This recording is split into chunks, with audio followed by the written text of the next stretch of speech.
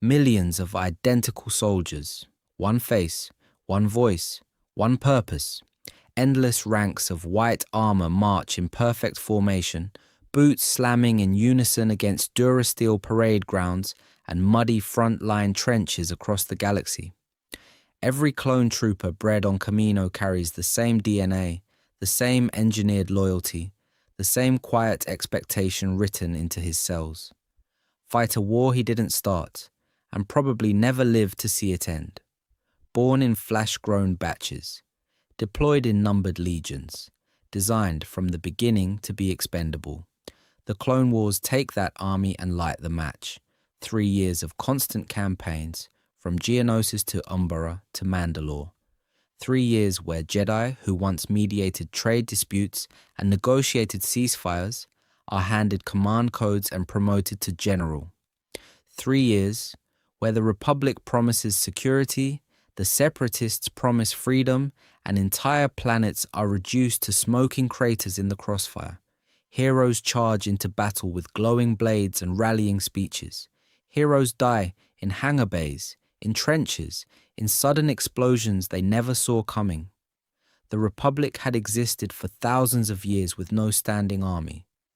The Jedi were the closest thing to soldiers it had, and there were only a few thousand of them, scattered across a galaxy of billions. That was about to change very quickly. Overnight, the Council accepts a ready-made clone army it never ordered. Overnight, peacekeepers become generals, diplomats become tacticians, and an ancient monastic order is welded onto the chassis of a war machine it doesn't understand. On the surface, the story looks simple. The Republic versus the Separatists, Jedi versus droids.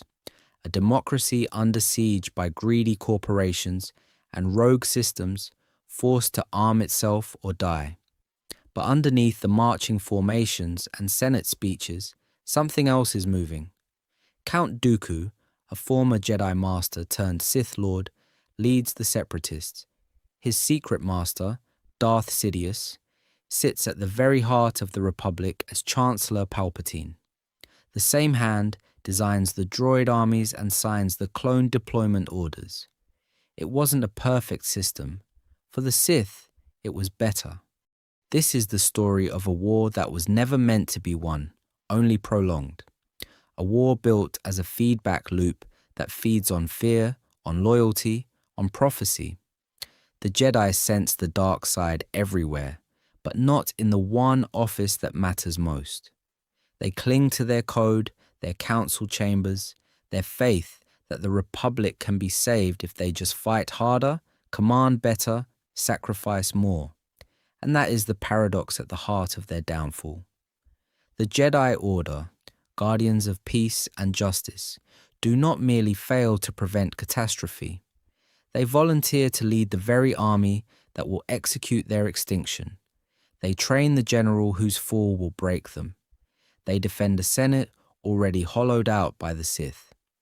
The most successful lie Darth Sidious ever told was not a sentence in a speech, it was a war.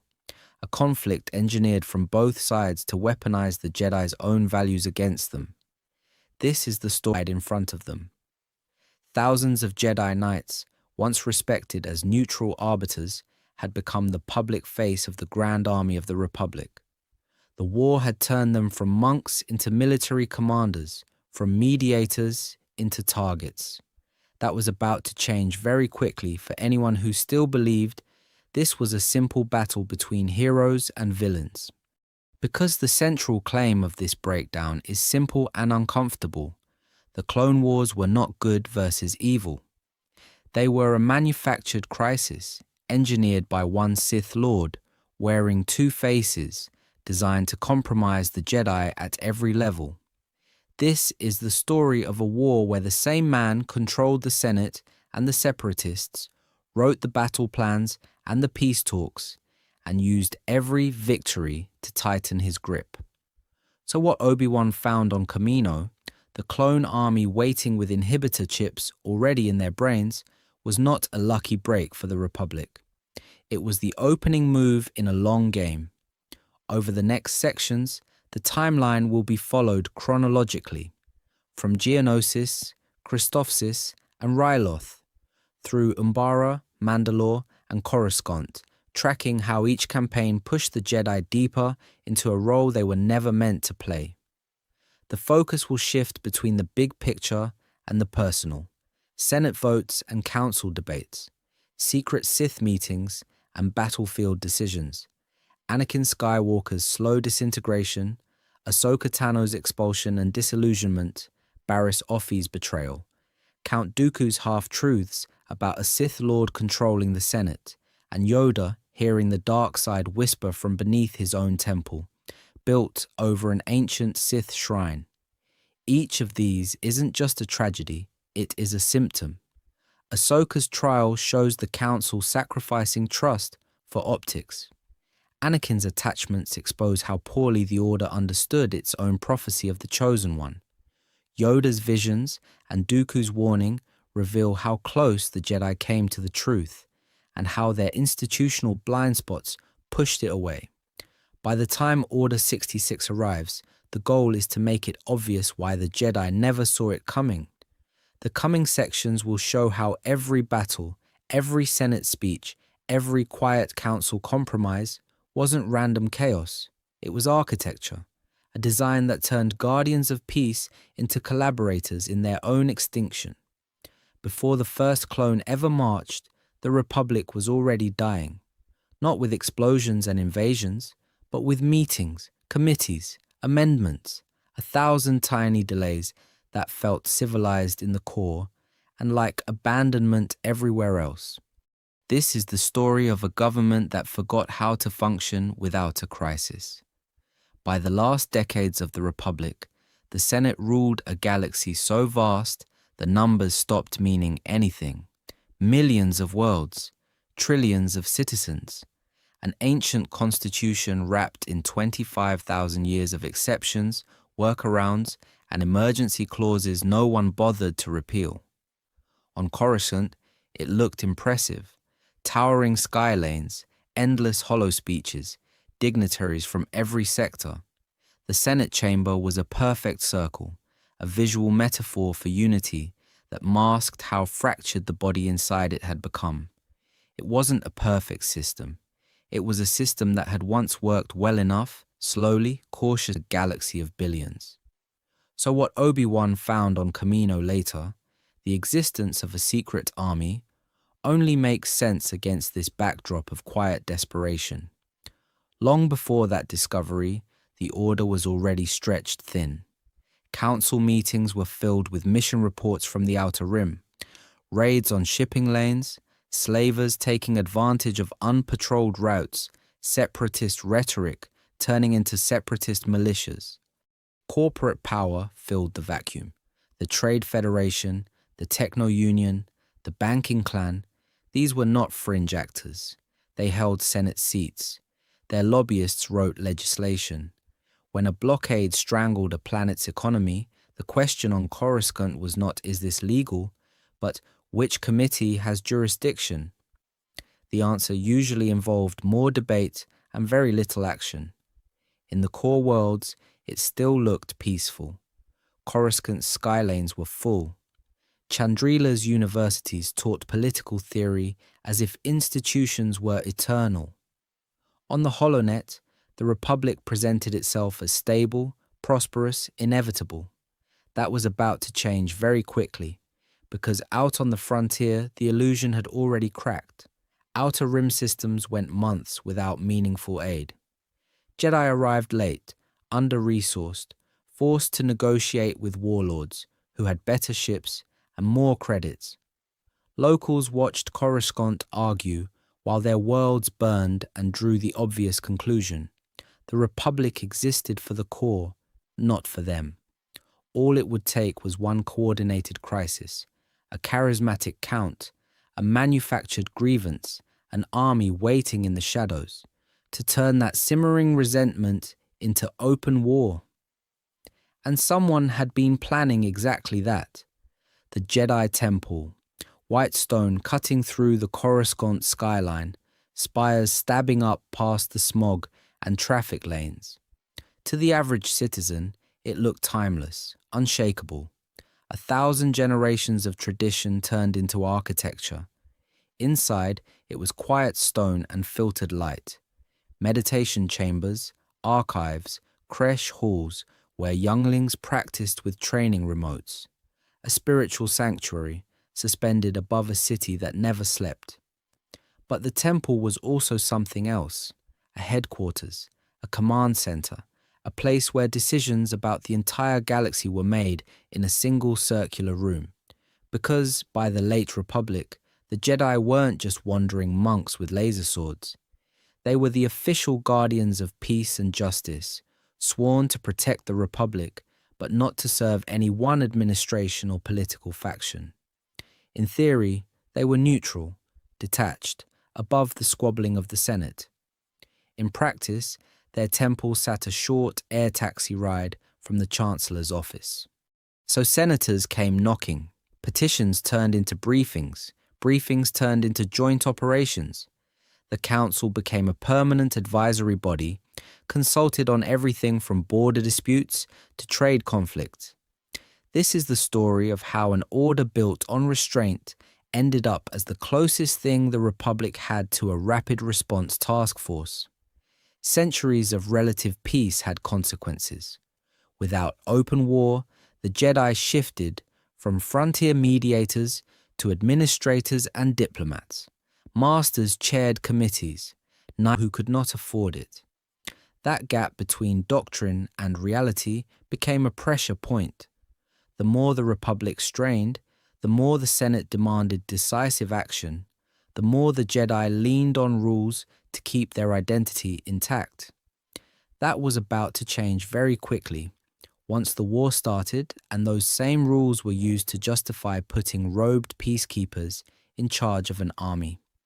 And under all of it, beneath the polished floors and echoing halls, lay a secret the Council never truly confronted. The Jedi Temple on Coruscant had been built directly over an ancient Sith shrine, a dark side wound in the Force the Republic had buried under durasteel and prayer. So what Obi-Wan found on Geonosis one day would collide with something far older, pulsing just beneath their feet. That buried wound in the Force didn't stay under the floorboards. It echoed upward into a Republic already cracking apart. The Jedi felt the disturbance, but not the machinery that was causing it. Because out in the mid-rim and the outer rim, the war had already begun in boardrooms. The corporate alliance, the trade federation, the techno-union. These weren't just companies, they were mega corporations with their own navies, their own droid armies, and enough lobbyists to choke the Senate rotunda. They controlled hyperspace lanes, fuel, shipyards, and entire supply chains. When they moved, the galaxy's economy moved with them. When they threatened a blockade, star systems listened. High tariffs on trade routes, endless disputes over shipping rights, and a Senate that took deliberation to almost artistic extremes meant one thing. The core prospered, the rim paid the bill. Planetary governments on worlds from Riloth to Sal-Ukami watched freighters loaded with their resources leave orbit under corporate contracts, while tax hikes and bureaucratic delays made basic infrastructure a negotiation instead of a right. It wasn't a perfect system. It was an extraction machine that smiled politely. So when the Senate tried to rein in corporate power with more taxes and regulations, those same corporations simply weaponized the backlash. Outer Rim citizens already felt ignored by Coruscant. Now they felt exploited by both the Republic and the conglomerates claiming to represent free trade. The result was a strange alliance, struggling frontier worlds and the very mega corporations profiting off them, united in their anger at the Senate. Into that anger stepped Count Dooku, a former Jedi Master, a war hero of earlier crises, a noble from Sereno who had walked away from the Order and the Council's politics. Publicly, Dooku framed himself as a reformer who had seen the Republic's decay from the inside, corruption in the Senate, corporate control of legislation, Jedi acting as the Chancellor's personal problem solvers instead of neutral guardians. This is the story of a man who told the truth about the disease while quietly poisoning the patient. World after world listened.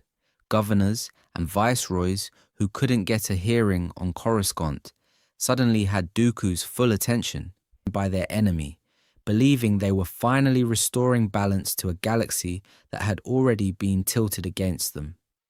The chain reaction that becomes the Clone Wars doesn't start on a battlefield. It starts on a landing platform above Coruscant with a single ship coming in to vote against a war. Senator Padmé Amidala of Naboo was not just any politician. Former queen, hero of the Trade Federation crisis, one of the clearest voices in the Senate, arguing against a standing Republic army. In a galaxy drifting toward militarization, she was a problem for weapons manufacturers, for corporate interests, for the Sith. Padmé's speeches cut straight through the fear. No grand army, no permanent militarization, security through diplomacy, not legions. In a Senate whipped into panic by separatists and piracy, her stance threatened to derail the Military Creation Act and delay the war that Darth Sidious desperately needed. This is the story of how that made her a target. The planet was Coruscant. The year was the final calm before open war. Padmé's ship descended through the skylanes, flanked by Naboo starfighters. It touched down. It exploded. The intended victim survived. Her decoy did not. One blast, and suddenly, this wasn't an abstract debate about budgets and security. It was an attack on a sitting senator, on the Senate floor's most prominent anti-war voice. At first, the council treated it as a security problem. Find the assassin, protect the senator, standard Jedi business. Obi-Wan Kenobi and his apprentice Anakin Skywalker were assigned as Padmé's bodyguards, a decision that quietly fused personal history to galactic stakes. The boy she had met on Tatooine was now a Jedi Knight in all but name, emotionally entangled with the one person whose vote could restrain the Republic's rush to war. It wasn't a perfect system. Padmé understood exactly why she had been targeted. If she died, pro-war blocs could claim martyrdom and outrage to ram emergency powers through the Senate. If she lived, she might hold the line against a grand army for just a little longer. One woman, one vote, standing between a frightened republic and permanent militarization. That was about to change very quickly. The attack appeared local. Coruscant crime, hired killers, maybe separatist agents testing the capital's defenses. But the more Obi-Wan pulled on the thread, the less it behaved like a simple hit. A shape-shifting Claudite assassin. Toxic Kohuns delivered by remote droid. A trail that pointed away from back-alley thugs and towards someone spending serious credits to keep their hands clean. So what Obi-Wan found was not just a lead, it was a doorway. His choice to pursue the assassin off-world would drag him beyond Coruscant's skylanes, past the Senate's illusions of control, and straight toward a storm the Jedi did not see coming. Because at the end of that trail was a missing planet, a secret army, and the first undeniable proof that the war Padmé had tried to stop was already built, waiting, and about to be unleashed. The trail began not in some ancient temple, but in traffic. One assassin, one poisoned centipede attack, one speeder exploding outside Padmé's window. No monologue, just a Kaminoan saber dart in her neck and a bounty hunter jetting away into the night. So what Obi-Wan found was not a confession, but a sliver of metal from a world that, officially, did not exist. Back at the Jedi Temple, that dart became the most important piece of evidence in the galaxy. Obi-Wan took it to the archives, to the towering holographic star charts the Jedi trusted more than most politicians. The temple's librarian, Jocasta Nu, embodied that confidence. If a planet was not in the archives, she assured him, it simply did not exist. That was about to change very quickly. Because when Obi-Wan searched for Kamino, the system was gone. No listing, no coordinates, just empty space where a world should have been.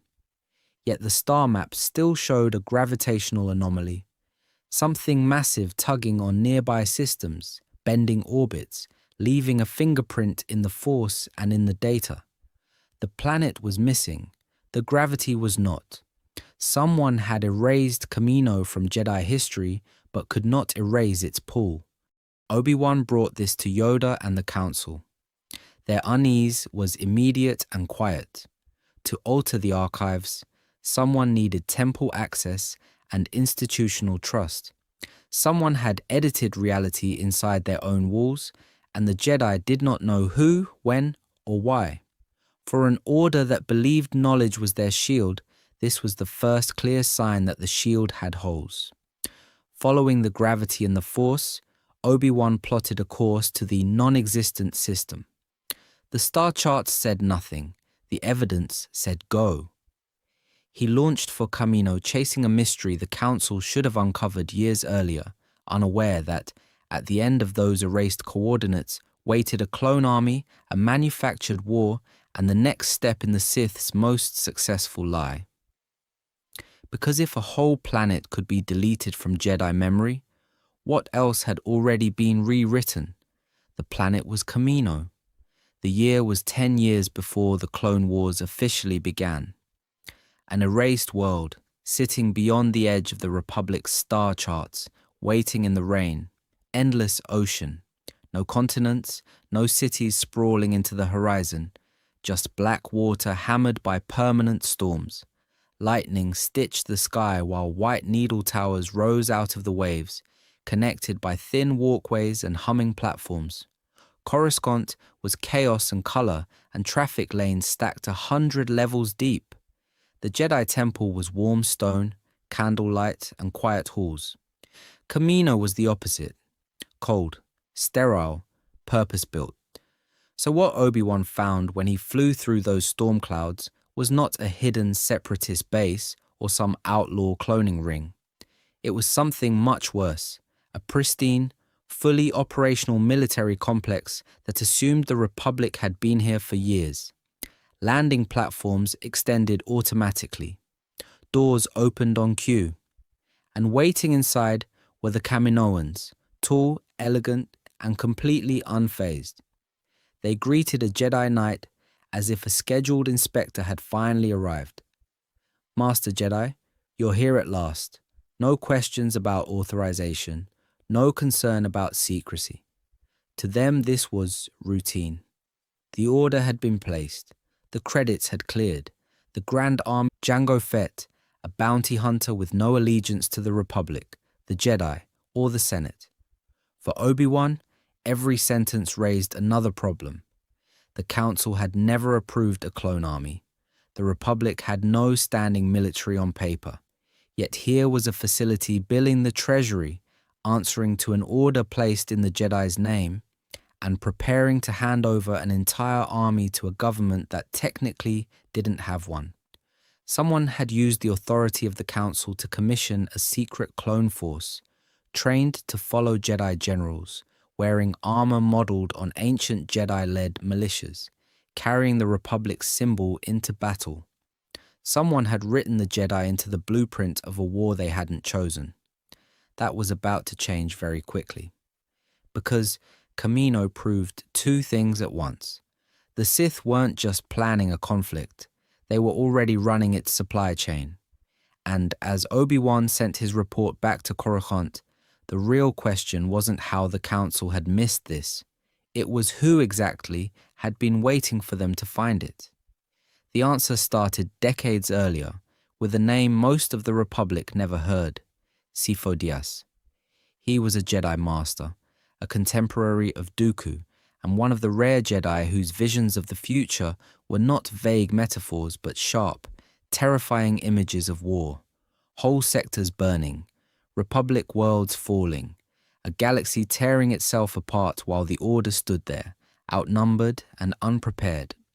This is the story of a Jedi who actually saw the Clone Wars coming and was punished for taking them seriously. By the last years of the Republic, the Council already knew the dark side was clouding everything. Prophecy had become a dangerous game. So, when Sifo-Dyas came before them with a concrete proposal, it landed like a thermal detonator in the middle of the Council chamber. He argued that the Republic needed a grand army, not a few systems security forces, a centralized, disciplined military that could respond when the worst finally arrived. The Council's answer was no, absolutely not. Militarizing the Republic on that scale would feed fear, empower the Senate's hawks, and drag the Jedi into a role they were never meant to play. Guardians of peace, not generals of legions. It wasn't a perfect system, but for 1,000 years it had held. Sifo-Dyas walked out of that chamber convinced of two things. The war was inevitable, and the Council was fatally wrong. So what Obi-Wan found on Kamino was the ghost of that argument, made real in secret. Kaminoan records showed that around 32 BBY, a Jedi Master Sifo-Dyas had personally commissioned a clone army for the Republic, years before Geonosis, years before the Separatists openly broke away. The planet was Kamino.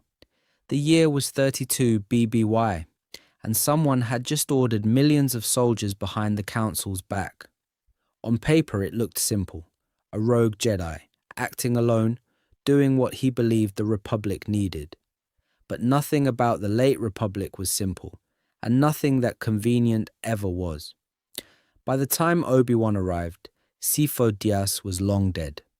The Kaminoans had been paid, the project had been maintained, and the contact they were expecting was not Sifo-Dyas at all. Here is the pattern interrupt. The official story was Sith. The Jedi thought the danger died with Sifo-Dyas. That was about to change very quickly, because his accidental death over Obadiah was not an accident at all. The planet was Obadiah, the killers were the Pikes, and the man who hired them was a former Jedi Master who had already taken a new name in the shadows, Darth Tyranus. This is the story of Count Dooku, senior statesman of the Separatists in public, apprentice to Darth Sidious in private, cleaning up the last loose end between the Kamino project and the Sith. Dooku had walked away from the Republic in disgust, but he hadn't walked away from power.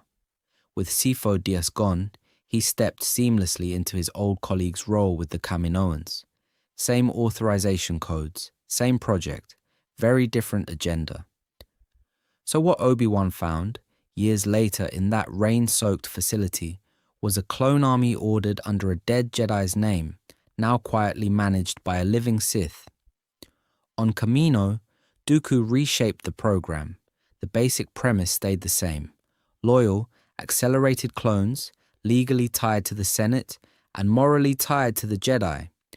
But the details shifted in ways the Council never even thought to question. The Kaminoans believed they were following long-term instructions from Sifo-Dyas. In reality, they were taking design notes from Darth Sidious's apprentice. The first and most visible change was the template. Dooku needed someone who could win a war for the Republic while secretly serving the Sith. He found Jango Fett, a Mandalorian-bred bounty hunter, hyper-competent, fiercely independent, and absolutely lethal. Jango was everything the average clone would never be allowed to remain. That contrast was the point. His genes would give the army its edge. The programming would take their freedom away. Officially, the Kaminoans added behavioral modifications to reduce aggression, enhance discipline, and ensure stability across millions of soldiers. It wasn't a perfect system. Some clones still resisted, improvised, questioned orders. But buried inside their brains, grown into them from the embryonic stage, sat organic inhibitor chips. Failsafes, the Kaminoans explained. Medical safeguards against deviant behavior in such a large, weaponized population. In reality, those chips were the trigger mechanism for a single command phrase, Order 66. One sentence that would flip the Jedi from commanders to targets in the minds of their own troops. One instruction that would override years of shared battles, friendships, and trust in an instant. The clones' loyalty to the Republic and the Jedi was real, right up until the moment the chip told them it was treason. The irony is brutal. A former Jedi Council member helped design the very army that would execute his old comrades. Dooku trained at the temple built on top of an ancient Sith shrine. He meditated in halls where the dark side quietly seeped through the foundations, then left in protest, only to become the instrument of the Jedi's extinction.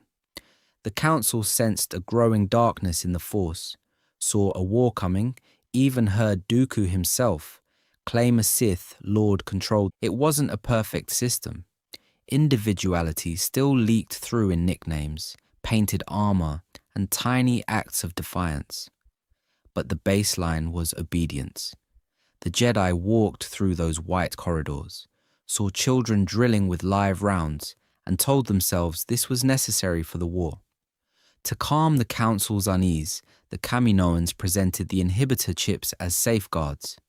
Tiny organic implants in every clone brain, allegedly designed to dampen aggression, prevent rogue behavior, and protect the Senate from another Django-style bounty hunter going off mission. On paper, it sounded responsible. The Republic was fielding millions of accelerated soldiers. Of course, there would be guardrails. So what Obi-Wan found on Kamino was an army and a reassuring story.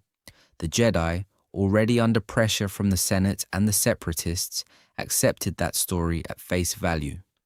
The chips were medical, protective, a compromise between the ethics of the Order and the realities of a total war they never asked for. That was about to change very quickly. Because the real purpose of those chips was not restraint. Buried inside each one was a command protocol, a hardwired override keyed to a single phrase, Order 66. When triggered, it would bypass years of camaraderie, overwrite every bond, and reclassify the Jedi not as generals, but as traitors to the Republic. The tragedy is that the clones almost exposed it themselves. On Ringo Vinda, a trooper named Tup snapped early, executed Jedi Master Tippler in the middle of a battle, and had no idea why. His brother-in-arms Fives followed the trail. Kaminoan labs, medical anomalies, a direct audience with Palpatine himself. At one point, Fives literally told the Chancellor there was a plot to control the clones. Institutional inertia did the rest. The Kaminoans dismissed Fives' findings as a rare defect. The Council, already stretched thin and politically cornered, never got full access to the evidence. Palpatine personally framed Fives as unstable, had him hunted down, and turned a potential revelation into another cautionary tale about clone instability. And so, the war marched on. Around campfires on Umbara, in gunships over Ryloth, on frozen ridges of Auto-Plutonia, Jedi shared rations and war stories with men who called them Sir and General and Friend. Every one of those men carried the same chip, the same buried order, the same invisible blade. The clones didn't know it. The Jedi didn't feel it. But the moment that command activated, every shared victory, every rescue, every quiet conversation in a trench would be turned against the Order in a single synchronized heartbeat. The planet was Coruscant. The year was the final one of the war, and the man holding the trigger was about to ask the clones for one last favor. The man with the trigger was Chancellor Palpatine. The clones were already in place. The Jedi were already surrounded. But the chain that led to that invisible blade didn't start on Coruscant. It started in the rain. The planet was Kamino. The year was the final calm before the war. Obi-Wan Kenobi stepped onto a storm-racked platform and met the man every clone in that facility was patterned after, Jango Fett, calm in. The planet was Geonosis. The year was the last one where the Republic could pretend it wasn't already at war. Geonosis was dry, harsh, and industrial, a world of hives and foundries carved into rust-colored rock. Droid assembly lines ran day and night. Cargo ships lifted off in constant streams. This wasn't a hidden base, this was a war machine in plain sight. Obi-Wan slipped through caverns and spires, watching Geonosian overseers supervise endless ranks of battle droids. Then he reached the heart of it, a secret chamber where the Separatist Council gathered around Count Dooku. Corporate leaders, planetary warlords, techno-union representatives, everyone the Senate had been arguing with for years, now openly pledging their factories and fleets to a single cause. From his vantage point, Obi-Wan heard the truth the Council on Coruscant had missed. The Separatists weren't bluffing. They were preparing a massive droid army to tear the Republic apart. And the movement wasn't being led by a faceless committee. It was being led by a former Jedi Master, calmly promising them victory. Pattern interrupt. Dooku then mentioned something even more dangerous than a droid foundry, a Sith Lord controlling the Senate. Obi-Wan didn't know it yet, but he was listening to the villain explain the entire plot out loud. Captured and outnumbered, Obi-Wan still got one transmission out, an urgent message to Anakin and the Jedi Council. Geonosis, droid factories, separatist leaders, Count Dooku in command. Proof that a full-scale war was about to begin, whether the Republic or the Jedi were ready or not. The Clone Wars. Millions of soldiers about to be born to die. Thousands of Jedi about to be drafted into a war they never asked for. And on Naboo, everything still looked peaceful. That was about to change very quickly. Anakin Skywalker had been given a simple assignment by the Council. Protect Senator Padmé Amidala, keep her away from danger, and definitely do not go chasing separatists across the galaxy. It was a compromise. The Council did not fully trust Anakin, the Senate needed Padmé, and Obi-Wan needed freedom to investigate. It wasn't a perfect system.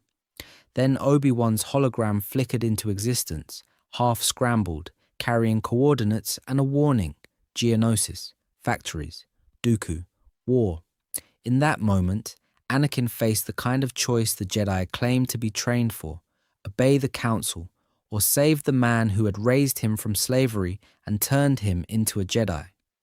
Duty to the Order versus loyalty to a person. The Jedi Code said one thing. Anakin's entire life said another. Padmé cut through the debate in about 3 seconds. As a senator of the Republic, she argued, she had a responsibility to confront the separatist leadership before the Senate stumbled blindly into war. As Padmé, the person who had watched Naboo burn under occupation, she refused to sit on a lakeside balcony while her friends were executed on a desert world. This is the story of two people who both believed they were doing the right thing and walked straight into the trap designed for them. So they went, not with an army, not with backup, but alone, in a civilian transport diving into a hostile planet. The planet was Geonosis.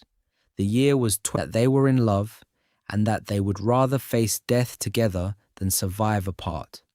Personal attachment, forbidden by the Jedi and dangerous in Republic politics, collided with a galactic crisis engineered by the Sith. So now you had 3 of the most important people in the Republic, framed against the sand and stone of an alien coliseum, surrounded by cheering Geonosians and unleashed beasts. No clones in sight, no rescue on the way. As far as anyone knew on Coruscant, the Senate was still debating, the Council was still deliberating, and the Republic had not yet gone to war. The arena on Geonosis was built for one thing: spectacle. 3 pillars, 3 chains, 3 prisoners: Padmé Amidala, Anakin Skywalker, Obi-Wan Kenobi, Republic politics, Jedi idealism, and raw, unstable power literally bolted to the stone. Below them, the sand shifted, gates opened. The beasts came out, a reek, snorting and furious. An Acklay, all claws and screeching hunger. A Nexu, low and silent, built to hunt. The Geonosian crowd roared for blood while high above, Count Dooku and the separatist leadership watched from their box. Calm, almost bored, as if this execution were just another line item on a war budget. This is the story of how a public spectacle became the opening shot of a galactic conflict. The Jedi Council had hesitated, debated, tried to keep the Republic from mobilizing an army. That was about to change very quickly.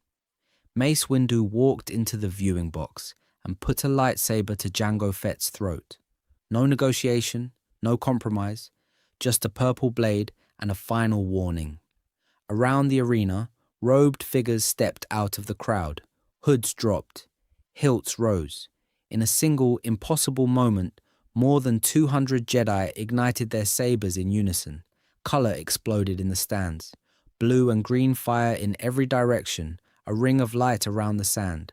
For a heartbeat, it looked unbeatable. The Republic's guardians revealed in full, knights and masters leaping from the balconies, cutting through ranks of Geonosian guards, racing to reach the prisoners. Individually, they were terrifying, as duelists, as acrobats, as force wielders. But this wasn't a duel, it was a battlefield. Battle droids poured in from every tunnel, lines of B-1s, columns of super battle droids, droidicas rolling into position, shields snapping on. The Jedi formed loose clusters, small circles of light in a tightening noose of blaster fire. There was courage everywhere and coordination almost nowhere, because the Order had never trained to be a unified army. They were peacekeepers, not generals, and the separatists had brought an industrial-scale war machine to a sword fight. One by one, sabers went dark. Jedi fell in the dust. The arena floor shrank to a single desperate perimeter, survivors back to back, deflecting shots from every angle, surrounded by an enemy that did not tire, did not fear, did not stop. It wasn't a perfect system, it didn't need to be. It only needed to outlast a few hundred exhausted Jedi. Then the sky changed. Gunship engines howled overhead. Eliats punched through the smoke, green lasers raking the stands. Yoda arrived at the head of a clone. Those LAATs lifting the Jedi out of the arena didn't just end a battle, they started a commitment. From that moment, the Jedi weren't observers of the Clone Wars. They were the war. In the hours after Geonosis, the Republic was in freefall. Dozens of Jedi dead. Thousands of battle droids still active across the Outer Rim. Systems openly declaring for the Separatists. The Republic had no standing military, no time to draft one, and no way to match an endless droid army with volunteers. So what Obi-Wan found on Kamino suddenly became the only thing standing between the Senate and total collapse. A ready-made clone army, already in armor, already trained to fight and die. The Senate moved fast. Emergency sessions, emergency votes, emergency language. Jar Jar Binks, filling in for Padmé, proposed granting Chancellor Palpatine sweeping emergency powers to respond to the separatist crisis.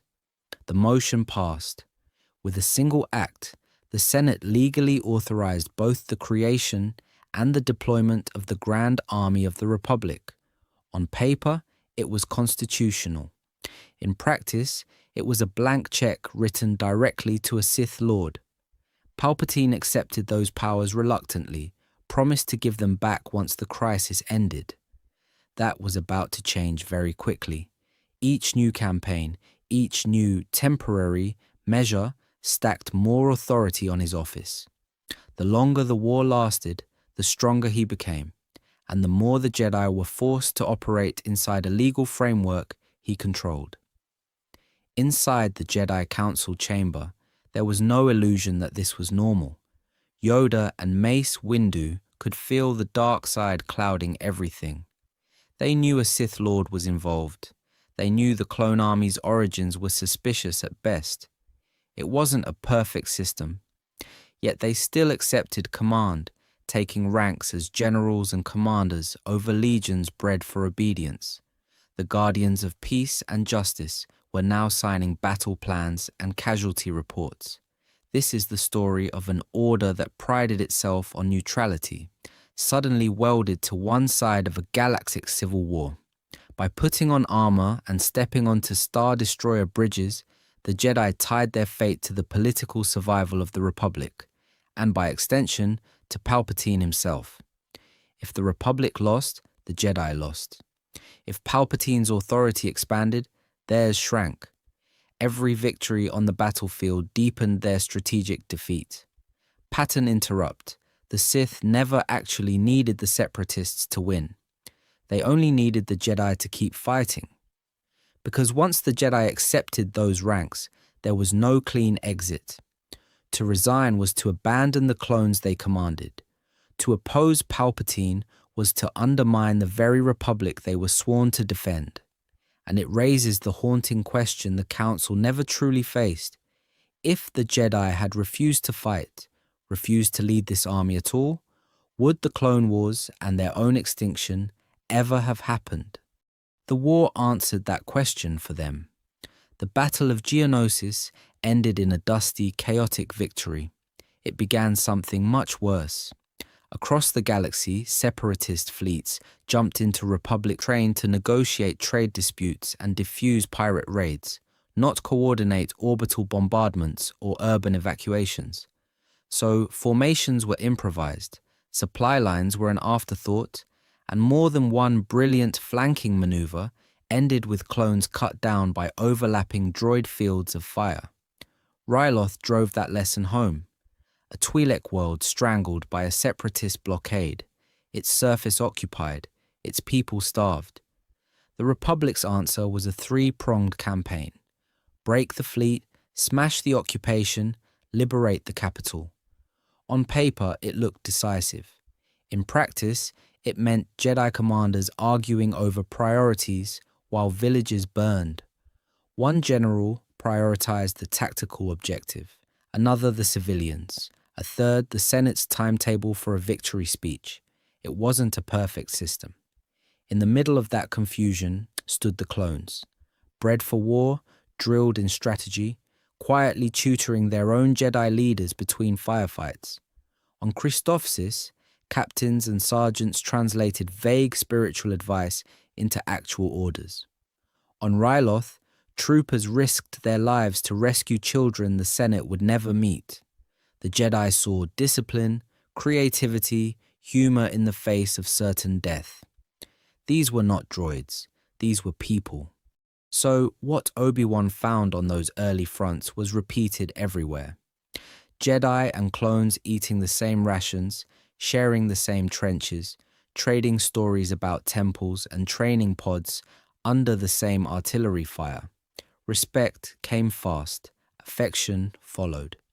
Bonds formed that made the rank of general feel less like authority and more like responsibility for thousands of individual lives. That was about to change very quickly, because the scale of the war kept expanding faster than any bond could keep up.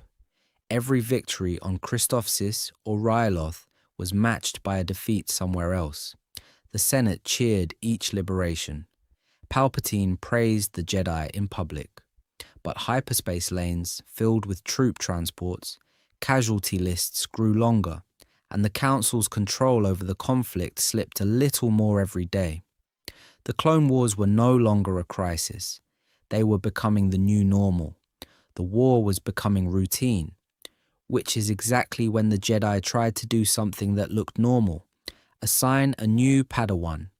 The planet was Christophsis. The year was the first chaotic months of the Clone Wars. Anakin and Obi-Wan were dug in against separatist forces. A crystal city turned into a maze of barricades, artillery, and exhausted clones trying not to get overrun. The Republic needed a breakthrough. Anakin wanted more firepower. Instead, a shuttle dropped out of the sky and delivered a teenager. This is the story of Ahsoka Tano's arrival and of the burden she never knew she was inheriting. Ahsoka marches through blaster fire, announces that Yoda has personally assigned her to Anakin, and immediately calls him Sky Guy in front of the troops. It is not a textbook military introduction, but that was about to change very quickly, because this is Yoda playing a long game of his own. The Council sees Anakin's recklessness and attachment, so they give him a mirror, a living responsibility. Ahsoka is young, impulsive, brave to the point of recklessness. Her classroom is a gunship bay.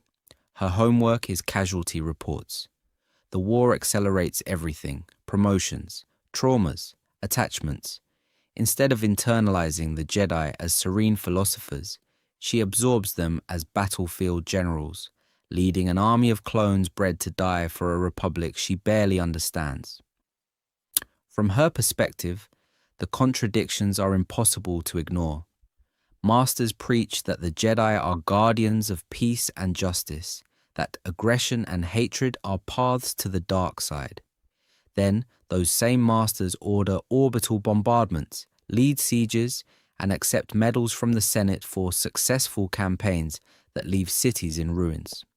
It wasn't a perfect system.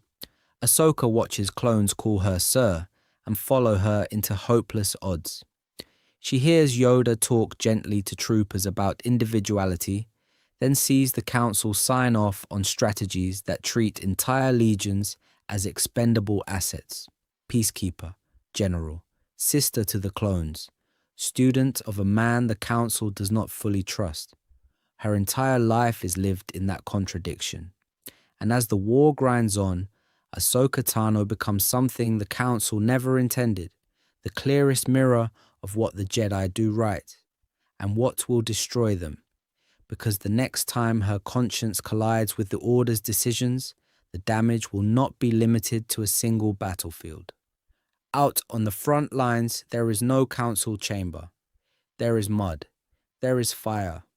There is the sound of clones screaming over open comms as artillery walks closer to the trench. The planet is Umbara. The year is somewhere in the middle of the war. In the dark, clones of the 501st stumble through toxic fog under a Jedi general who treats them as expendable assets. In the skies above Ryloth, starfighter wings burn down to single ships.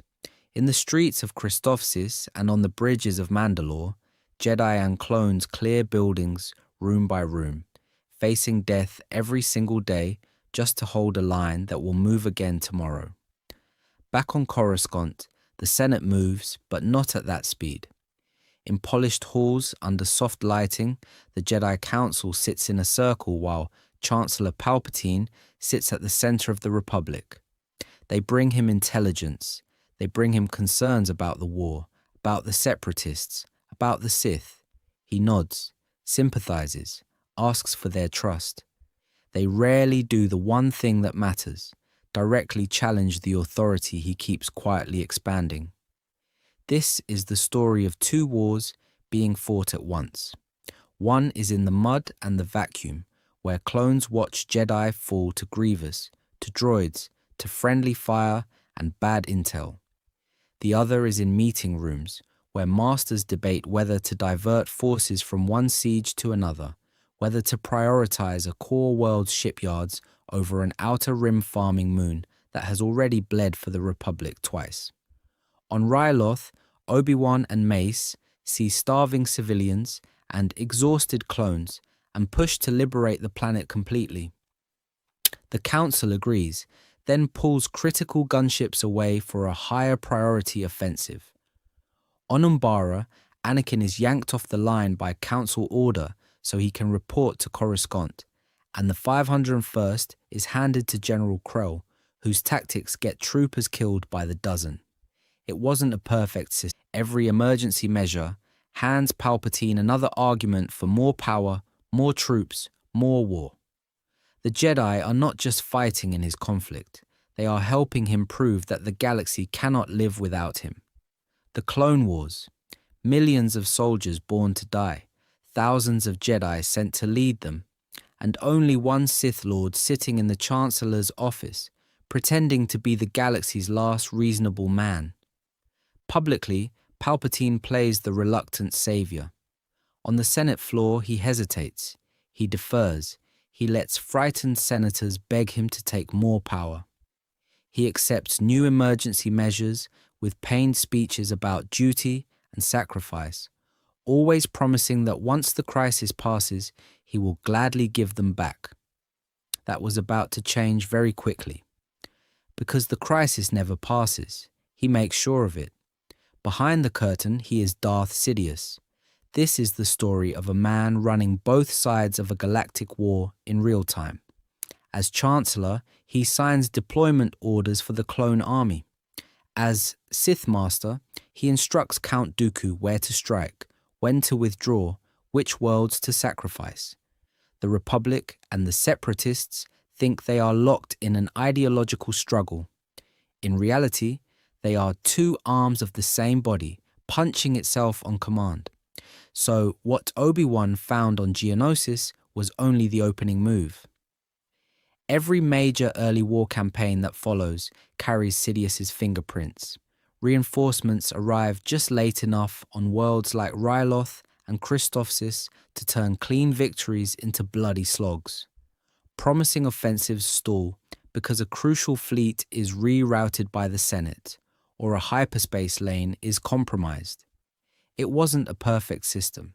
It was better.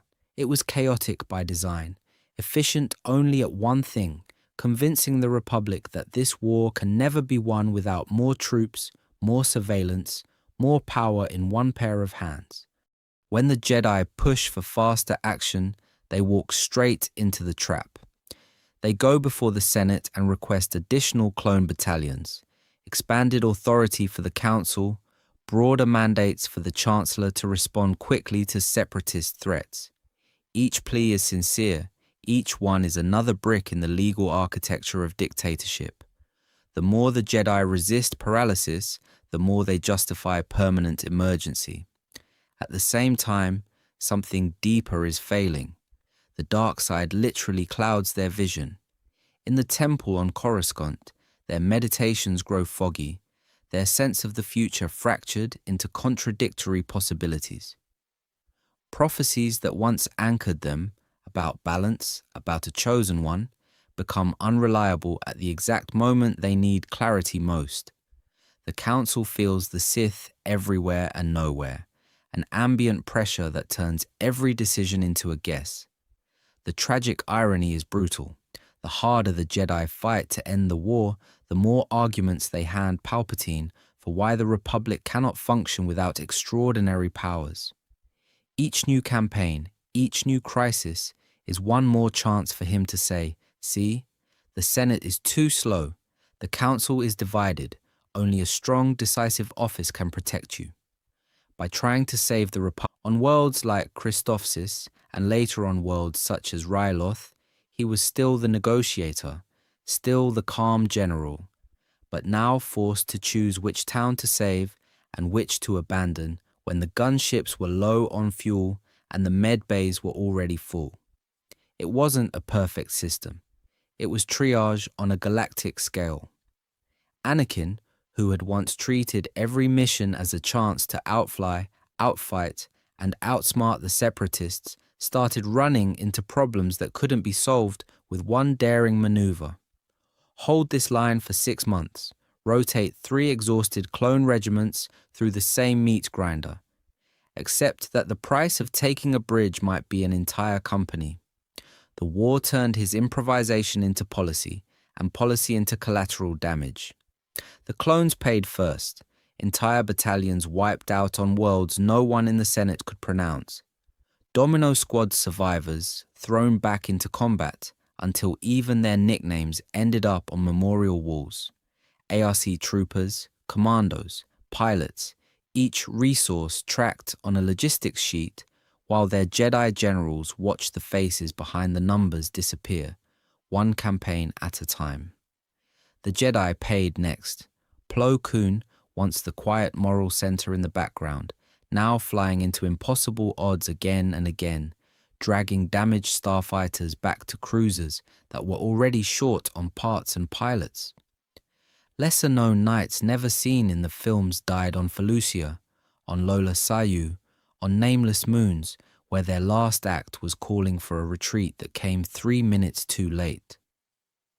Temples across the galaxy, on worlds like Deveron and Ilum, emptied as every available knight and Padawan was reassigned to the front.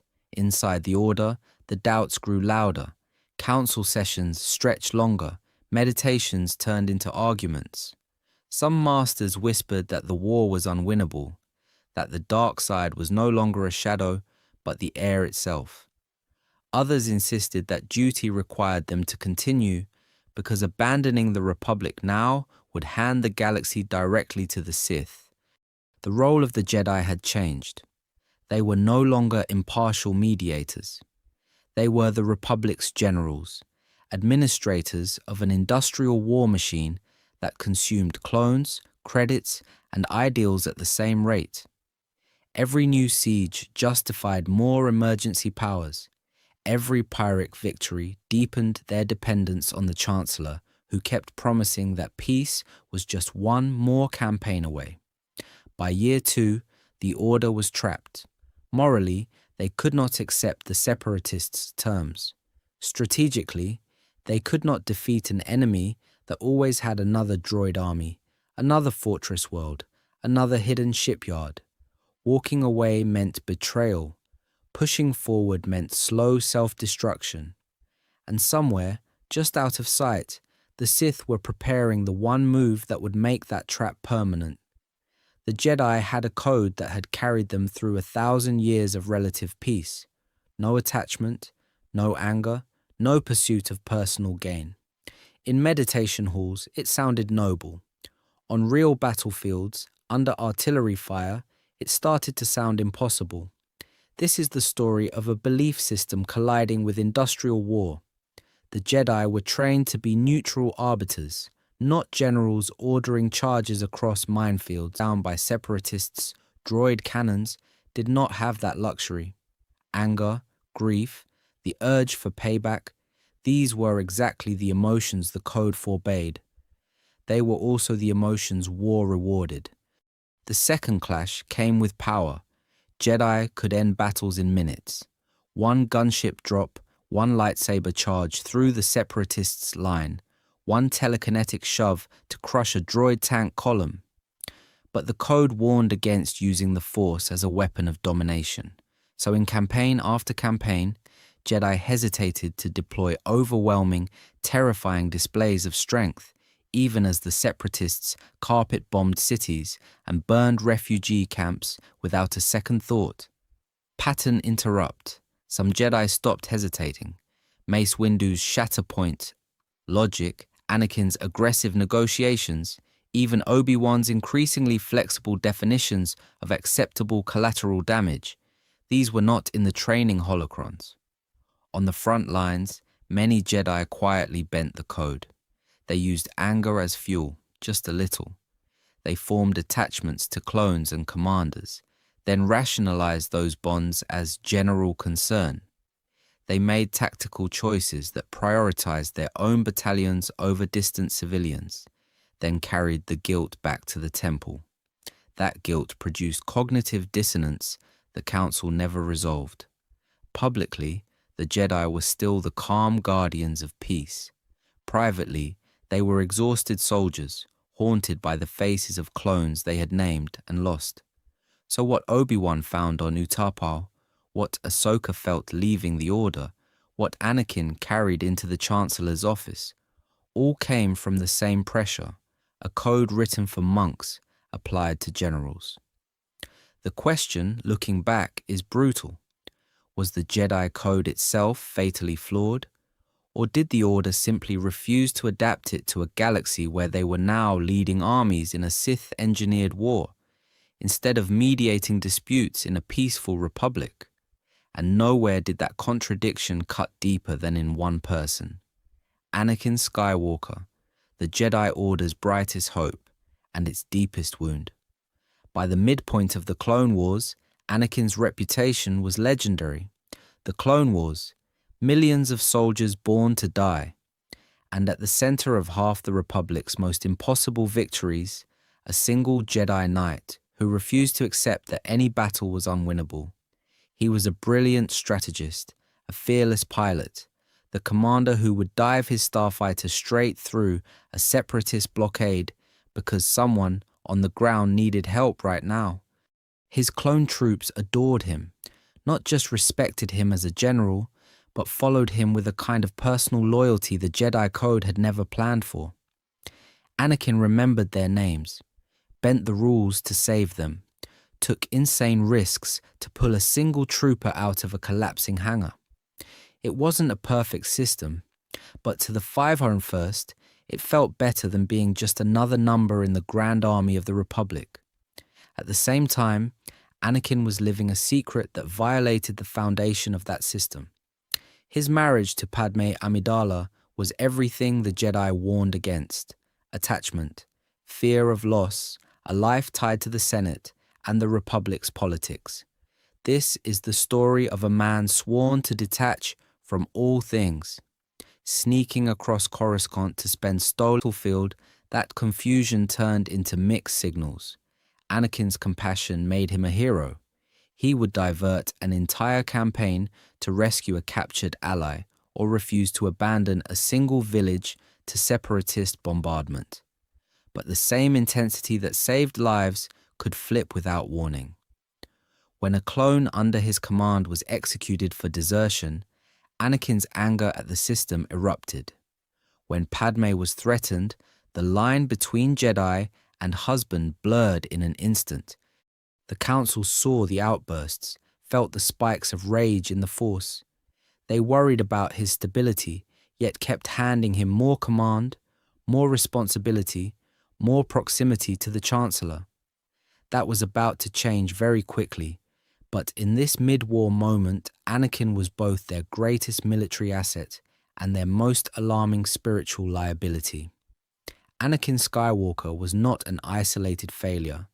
He was the inevitable product of an order that preached non-attachment while drafting children into a war that elevated a prophecy it barely understood while punishing the emotions it guaranteed.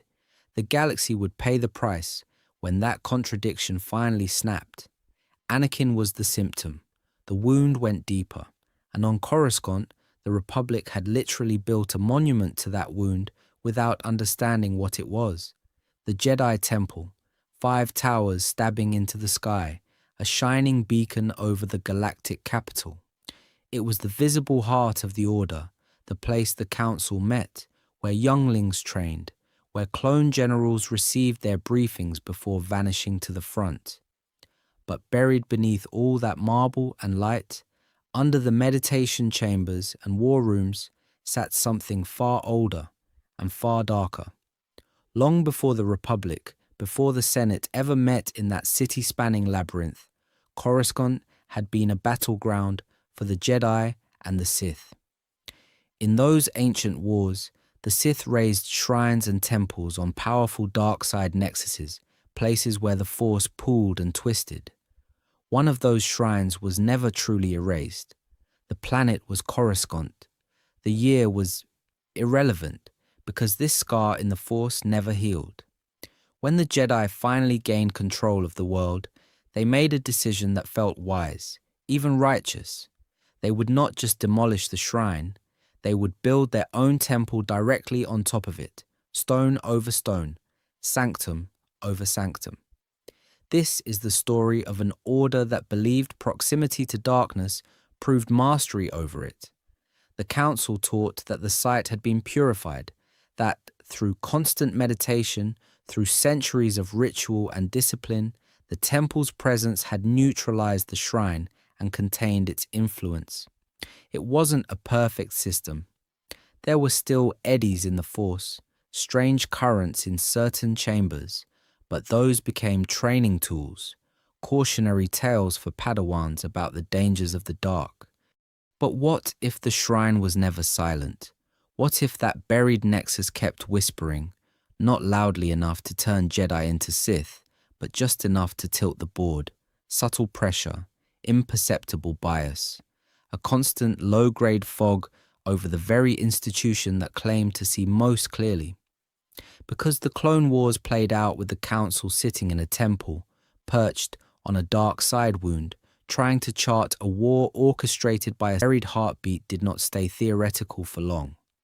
By the war's third year, it had a rhythm: artillery barrages, orbital bombardments, casualty reports, the Clone Wars, millions of soldiers born to die, thousands of Jedi sent to lead them.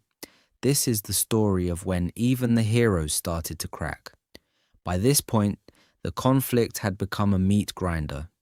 Early clean victories were gone.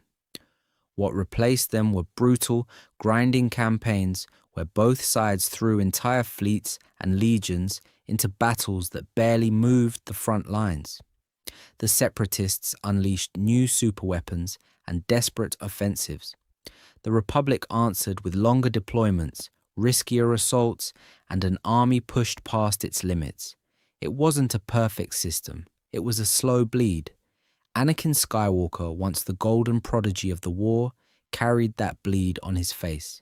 The smile was rarer, the rage came faster. Each loss of a clone squad, each rumor of Padmé in danger chipped away at the thin wall between Jedi discipline and raw fear. That was about to change very quickly whenever someone threatened what he loved. Mercy missions turned into executions. Negotiations became ambushes. The line between victory and vengeance blurred. Ahsoka Tano felt it too. The eager Padawan from Christophsis had seen too many friends die, too many liberated worlds quietly abandoned by the Senate once the cameras left. She started questioning orders, questioning the Council, even questioning whether the Republic deserved the loyalty her clones showed it every day. When a teenager begins to sound more grounded than the generals, the institution has a problem. Even Obi-Wan Kenobi, the Republic's model Jedi, showed the cracks. The calm quips were still there, but the eyes were tired. He'd watched Mandalore burn through civil war, seen Satine die in his arms, and then been sent straight back to the front. No grief leave, no sabbatical. The war needed him. The galaxy always needed something, and Yoda, meditating in those high council towers, felt the dark side pressing in on every vision. Futures vanished into fog.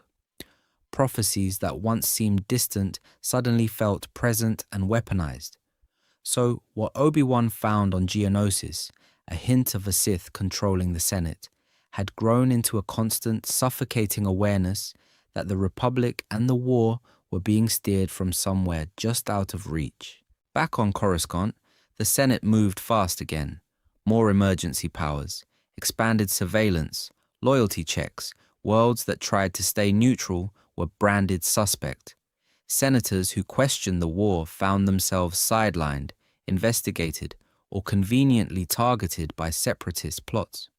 The Republic's institutions still existed, but the space for dissent inside them was shrinking. By now, the Jedi were welded to this machine, generals in every theater, advisors in every committee. The Order's credibility, its identity, even its finances were entangled with the Republic's war effort. Stepping back did not feel like regaining neutrality.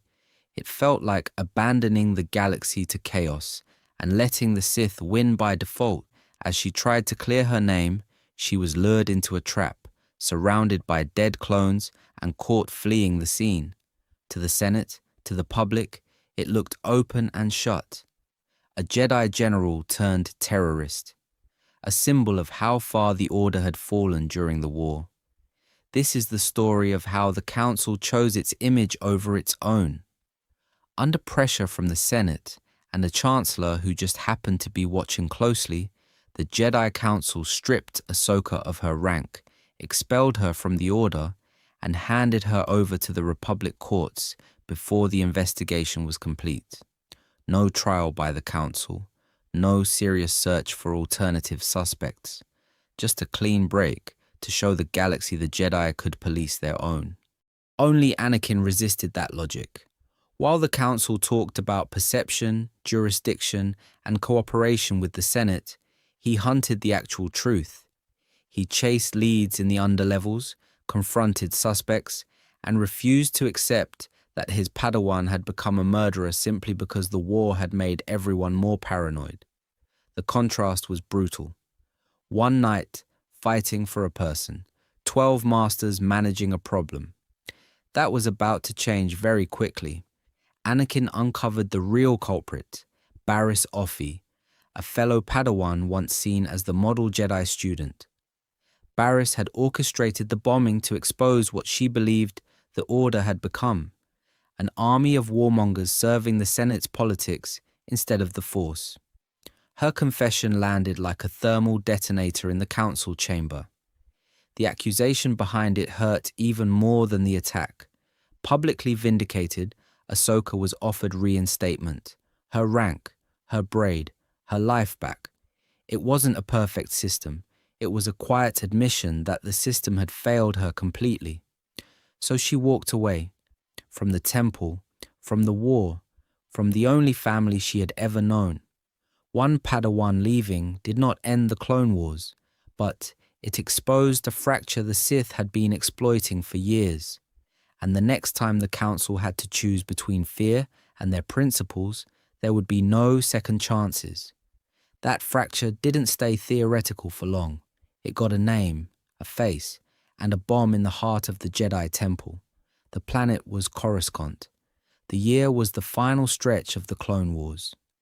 Barriss Offee, once the model Padawan healer, orchestrated a terrorist attack on the very place she had sworn to protect. Clones died. Workers died. A friend was framed. This is the story of a Jedi who decided the Order was so compromised that only shock and blood would make anyone listen. When Barriss finally confessed, standing in chains before the court, she did not plead for mercy. She delivered an indictment. The Jedi, she said, had betrayed their role as peacekeepers. They were leading a violent military campaign, commanding an army bred for war, enforcing sieges and occupations across the galaxy. In her words, the Jedi had become the true villains of this conflict, not the guardians of peace and justice the Republic still pretended they were. Her accusation cut directly at the Council's self-image. Barriss claimed that the Jedi were now instruments of a corrupt Senate, executing the will of politicians who had lost any moral authority. The Order, once proudly independent, on her crimes, on the bodies, on the betrayal. They did not publicly grapple with her central claim, that by accepting command of the Grand Army, by staying in lockstep with the Senate, the Jedi had allowed themselves to become the military fist of a system rotting from within. It wasn't a perfect system. It was a trap, and they were still defending it. Barriss Offee became a tragic warning label the Order refused to read. Her methods were unforgivable. Her bomb killed innocents, framed Ahsoka, and pushed Anakin one step closer to losing faith in the Council entirely. But her core warning that the Jedi were walking willingly toward their own destruction, cheered on by the very Republic they were dying to save, was eerily prophetic. Because the next time a Jedi commander questioned the war, there would be no trial, no confession, and no chance to walk away. The next crack in the grand design didn't come from a Jedi Master or a Sith Lord. It came from a single clone whose programming failed on the wrong day, in the wrong battle, in front of the wrong general. The planet was Ringo Vinda. The year was near the end of the war.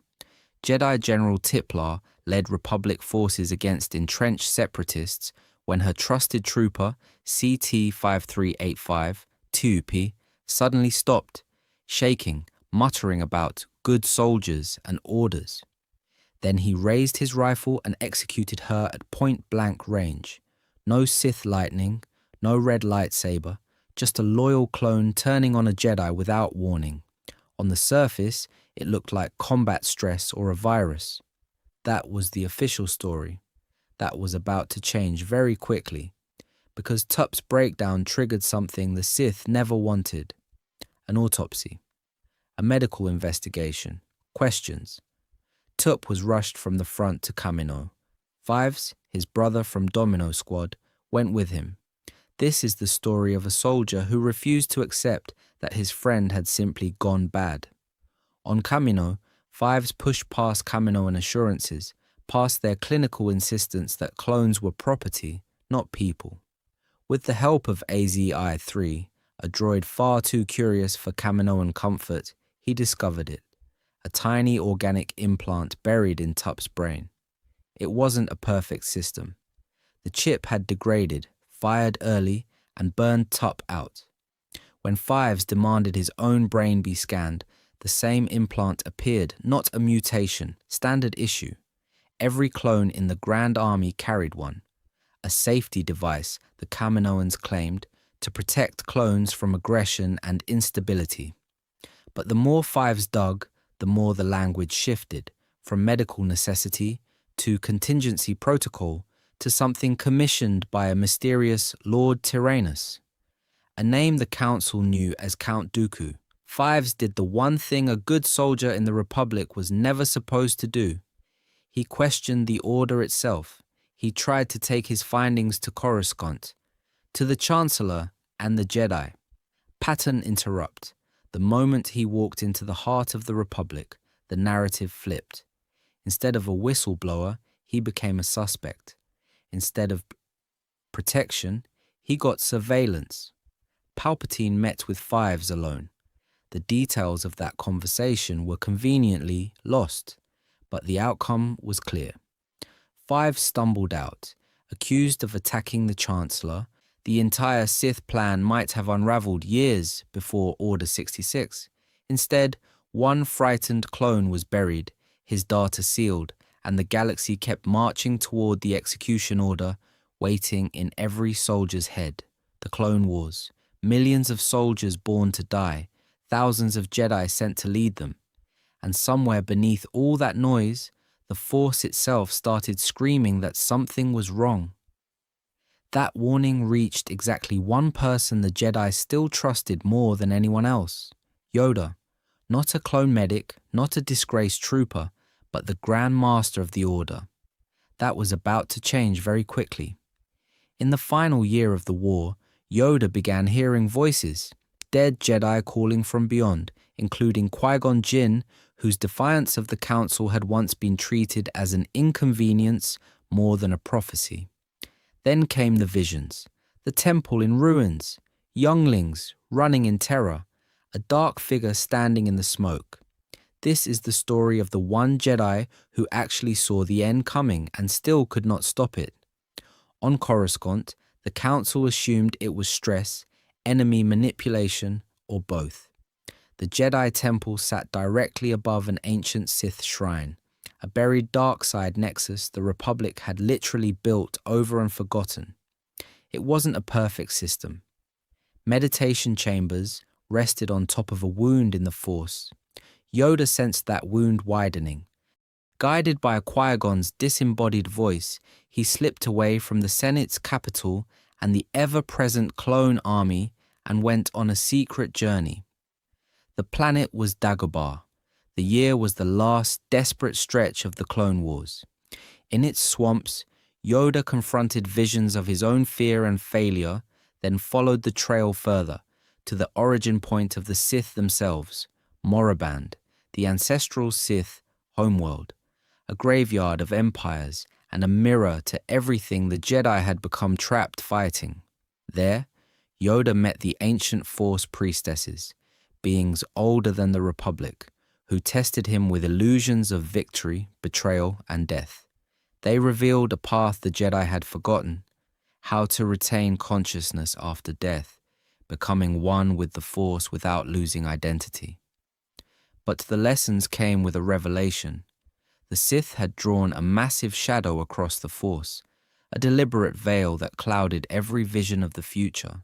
The war, the Senate, the Council, the Separatists, all of it churned beneath that shadow. What Yoda saw was not a clear prophecy of events, but flashes distorted by Sidious's design. Clones turning, Jedi falling, a republic collapsing into something far worse. Yoda returned to Coruscant transformed. He carried profound spiritual insight, the seed of what would later become the Jedi path in exile. He understood that victory in this war meant nothing if the Jedi lost their soul, but he brought back no name, no proof, no concrete way to expose the Chancellor or halt the activation buried in every clone's mind. So the tragedy deepened. Even the greatest Jedi Master, personally warned by the Force, could not free the Order from a trap already sprung. The Council resumed the war. The Senate kept expanding emergency powers, and the galaxy kept marching toward the moment Yoda had already seen in his nightmares. Back on Coruscant, the desk, this is the story of an order that finally realized the republic it served might be in danger from its own leader, and then chose the worst possible way to respond. They did not have proof. They did have Anakin Skywalker, Palpatine's favorite general, the hero of the Outer Rim sieges, and the Jedi Knight the Chancellor trusted more than the entire Council. So the Council made a decision that felt, even to them, like crossing a line.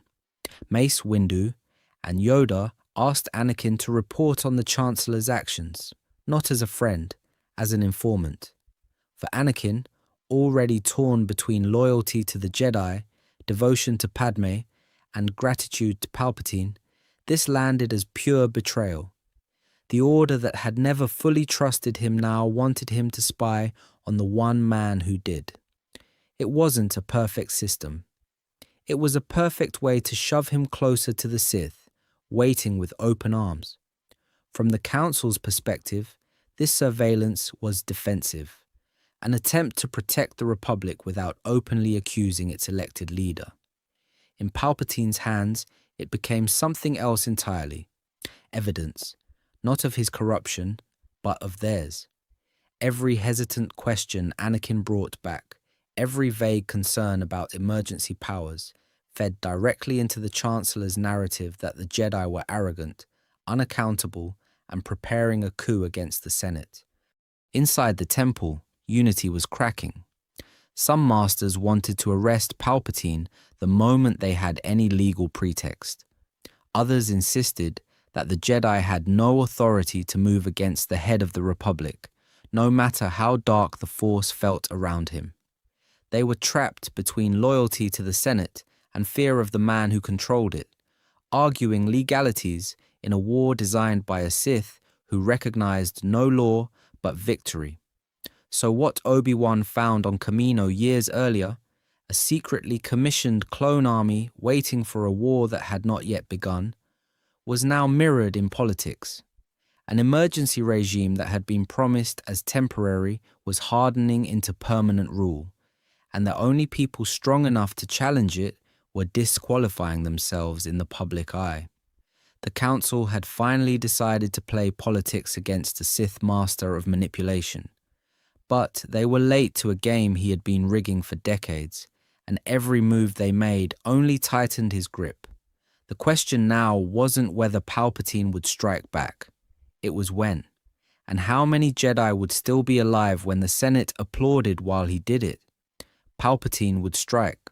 The Senate would cheer. But the hinge of that entire future was not a battle, or a vote, or a speech. It was one terrified Jedi Knight who had already watched someone he loved die while the Order told him to let go. This is the story of Anakin Skywalker's breaking point. Years before the war, on a backwater world the Republic barely noticed, Anakin found his mother dying in a Tusken Raider camp. He arrived too late. He slaughtered the tribe. The planet was Tatooine. The year was pain and rage burned into a 9-year-old prophecy. That unprocessed trauma never left. It just went quiet while the Council praised his power and ignored his grief. Then came the secret marriage. Anakin, only adult in the galaxy who trusted Anakin completely. In private, he dangled forbidden knowledge, Darth Plagueis, the Sith legend who could prevent death. The implication was clear. The Jedi offered acceptance of loss. The Sith offered the power to stop it. That was about to change very quickly. At the exact moment Anakin needed grounding, the Council delivered mixed signals and cold politics. They put him on the Council, but refused him the rank of Master. They asked him to spy on Palpatine, the one authority figure who actually validated him, then never truly debriefed his emotional fallout. So what Obi-Wan found was a friend fraying under pressure, while the institution kept assigning him more missions and more secrets. Anakin's fall was not a single mad lunge in Palpatine's office. It was years of unaddressed trauma, a marriage hidden in the shadows of the Republic, prophetic nightmares treated as personal weakness, and a council that sensed the dark side in the Senate chamber, but not in the boy they'd raised as a weapon. The war would give him the final shove, but the Order had already built the cliff. The war had pushed Anakin to the edge. The Council had pushed him away. Palpatine had pulled him in. This is the story of how all three pressures collided in one office, in one night, and shattered 1,000 years of Jedi legitimacy in a few minutes of blue and purple light.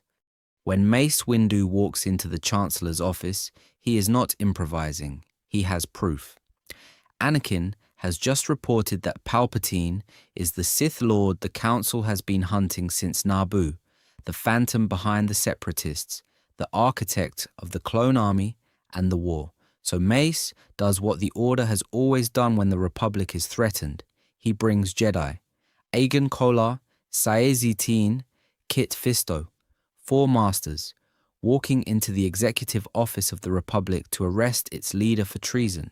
That was about to change very quickly, because Palpatine has been waiting for this exact moment since before the Battle of Geonosis. Before the blades even ignite, he flips the script. He accuses the Jedi of attempting to overthrow the Senate, of using the war as a pretext to seize power. To the audience, it sounds absurd.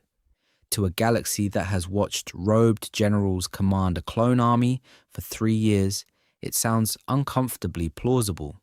The Jedi have become the only organized force that could plausibly rival the Chancellor. Palpatine names the fear the Council never addressed. Then the conversation ends. The Sith comes out. Palpatine's red blade erupts. In seconds, Aegon Kolar and Saezitin are cut down, Kit Fisto follows, and the confrontation stops being a legal action and becomes a duel to the death over the fate of the Republic. 2 survivors, Mace and Sidious, locked in a window-shattering brawl above the Coruscant night. The planet was Coruscant. The year was 19 BBY. Outside, the city keeps moving. Inside, the entire war is tilting. From a legal perspective, it is a disaster for the Jedi. There is no Senate committee, no arrest warrant, no public testimony from Anakin, just armed Jedi storming the Chancellor's office with blades drawn. On every holocam angle that matters, it looks exactly like a Jedi coup. It wasn't a perfect system, but offensive measure. The coup never happened, but the narrative did, and the clones had already been programmed to believe it. And then, with one sentence, the entire war pivots. Across the galaxy, on every front, where a Jedi stands at the head of a clone formation, a secure channel opens. The Chancellor's voice cuts through blaster fire and engine noise, calm, legalistic, deadly. The time has come. Execute Order 66. To the Jedi, it's just more command code jargon. To the clones, it's the final line of a script written years earlier. This is the story of a contingency baked into the Grand Army before the first trooper ever took a breath. Inhibitor chips, hidden protocols, a buried directive framed as a safeguard against Jedi treason, quietly approved by a Senate that never read the fine print and a council that never knew it existed. It wasn't a perfect system. It didn't need to be. It just had to work once. On Utapau, it does. Obi-Wan rides his Varactyl along the sinkhole wall, leading the 212th against the Separatists' last defenses. Cody hands him back his lightsaber, the symbol of 1,000 shared campaigns. Seconds later, Cody receives the order. No hesitation, no debate. The same commander who just helped his general to his feet orders the AT-TEs to fire. Kenobi falls with the collapsing beast into the void, another casualty of a defensive measure. Felucia, the jungle is bright, almost beautiful. Isla Secura advances with Bly and his troopers through the giant fungi and drifting spores. They spread out, standard textbook formation. Then Bly's hand goes up. The line stops. Blasters raise in eerie unison. And in a single brutal volley, months of camaraderie are erased. The clones don't shout. They don't gloat. They just obey. On my Jito's frozen bridges, Ki Adi Mundi charges at droids with the galactic marines at his back. These are clones who have watched him lead impossible assaults, who have listened to his calm lectures about the Republic between missions. The bridge narrows, the order hits. The marines slow, fall behind, and then open fire on the man they were bred to follow. The war hasn't changed. Their target has. Kashyyyk is worse because it almost looks hopeful. Wookiees roaring, walkers pushing through the surf, Yoda perched at the center of the chaos. Gree and his men peel off behind him as if to flank droids. Instead, they raise their rifles. Yoda's hand goes to his chest as if a great weight has just settled over the Force. Instinct saves him. It doesn't save the rest. Here and there, the script misfires. Ahsoka, already cast out by the Council, survives because she isn't officially a Jedi when the order hits. Caleb Dume escapes because Depa Billaba stands between him and his own battalion's guns. Some clones hesitate, glitch, or are freed when their chips are removed, but those are edge cases in a design built for near-total compliance. Years of planning pay off in a few minutes of slaughter. The clones' engineered loyalty, the Jedi's cultivated trust, the Senate's fear, the Separatists' droid armies, all the moving parts of this manufactured war snap into alignment under one genocidal command. The exhausted Senate already half believes, a Jedi council that ignored the Senate, a warrior cult that commanded an army without ever standing for election, generals who seized worlds, toppled governments, and answered to no one but themselves. After 3 years of war, that accusation does not land in a vacuum. It lands on nerves already rubbed raw. So what Obi-Wan found on Kamino years earlier, a secretly commissioned clone army waiting for a war that did not yet exist, now becomes the centerpiece of Palpatine's alibi. The Jedi betrayed the clones. The clones defended their chancellor. From his perspective, the narrative is perfect. The Republic's shield fires on the Republic's sword, and the hand holding both claims self-defense. Then comes the pivot. Palpatine declares that the surviving Jedi will be hunted down, that the Republic cannot survive another betrayal. That was about to change very quickly, he says, because the constant instability of the Senate and the emergency powers that were supposed to be temporary have proven one thing. Democracy, in its current form, is too weak to protect the galaxy. He proposes a reorganization of the Republic into the First Galactic Empire for a safe and secure society. Not as a conquest, as an upgrade. The same institutions, the same Senate, but now with permanent centralized authority in the hands of a single, benevolent leader. It wasn't a perfect system. It was, allegedly, a necessary one. And then the pattern interrupt. Thunderous applause. Not forced, not yet. Senators cheer, some in genuine relief. After years of separatists, assassinations, and disappearing Jedi, many truly believe the Order has become dangerous, a self-righteous military cult that tried to overthrow civilian rule. The Jedi's reputation as guardians of peace has been inverted into a cautionary tale about unaccountable power. The clone army, once paraded through Coruscant as the Grand Army of the Republic, now stands silently as the Empire's fist. The same troopers who saluted Jedi generals on Ryloth and Umbara will enforce Palpatine's will on those same worlds. Same faces. New orders. The Jedi's failure here is not just military, it is narrative. They lose control of the story of who they are and what they stand for, and in a galaxy ruled by fear and propaganda, that loss is fatal. The next phase of the Empire will be built on that rewritten history. The Jedi lost control of the story. Now their last two leaders have to live with it. This is the story of what happens when an order that claimed 1,000 years of wisdom realizes in one night that it has been outplayed on every front. On Coruscant, Yoda walks alone into the Senate building. The Republic's great amphitheater of debate and law has become Darth Sidious's throne room. Their duel is not just two masters throwing Senate pods at each other. It is the Jedi and the Sith weaponizing the entire political system as a battlefield. When Sidious laughs, hanging from a pod above the abyss while the chamber erupts in chaos, Yoda understands the real defeat. The Sith have already saved a friend. It is a retroactive defense of everything the Jedi taught him. But Anakin's rage, his talk of my new empire, exposes how shallow that teaching has become. The Order raised a child soldier in a war it never understood, forbade attachment, then made him the emotional center of the galaxy's fate. It wasn't a perfect system. When Obi-Wan leaves Anakin burning on the shore, the symbolism is brutal. The Jedi's chosen heir is gone. The line of masters and Padawans that should have carried their ideals into the next century ends in screams and cinders. So why don't Yoda and Obi-Wan keep fighting openly? Because by the end of that day, both understand the same harsh truth. The age of Jedi generals, of council chambers, and official seats in the Senate is over. The clones obey Order 66 without hesitation.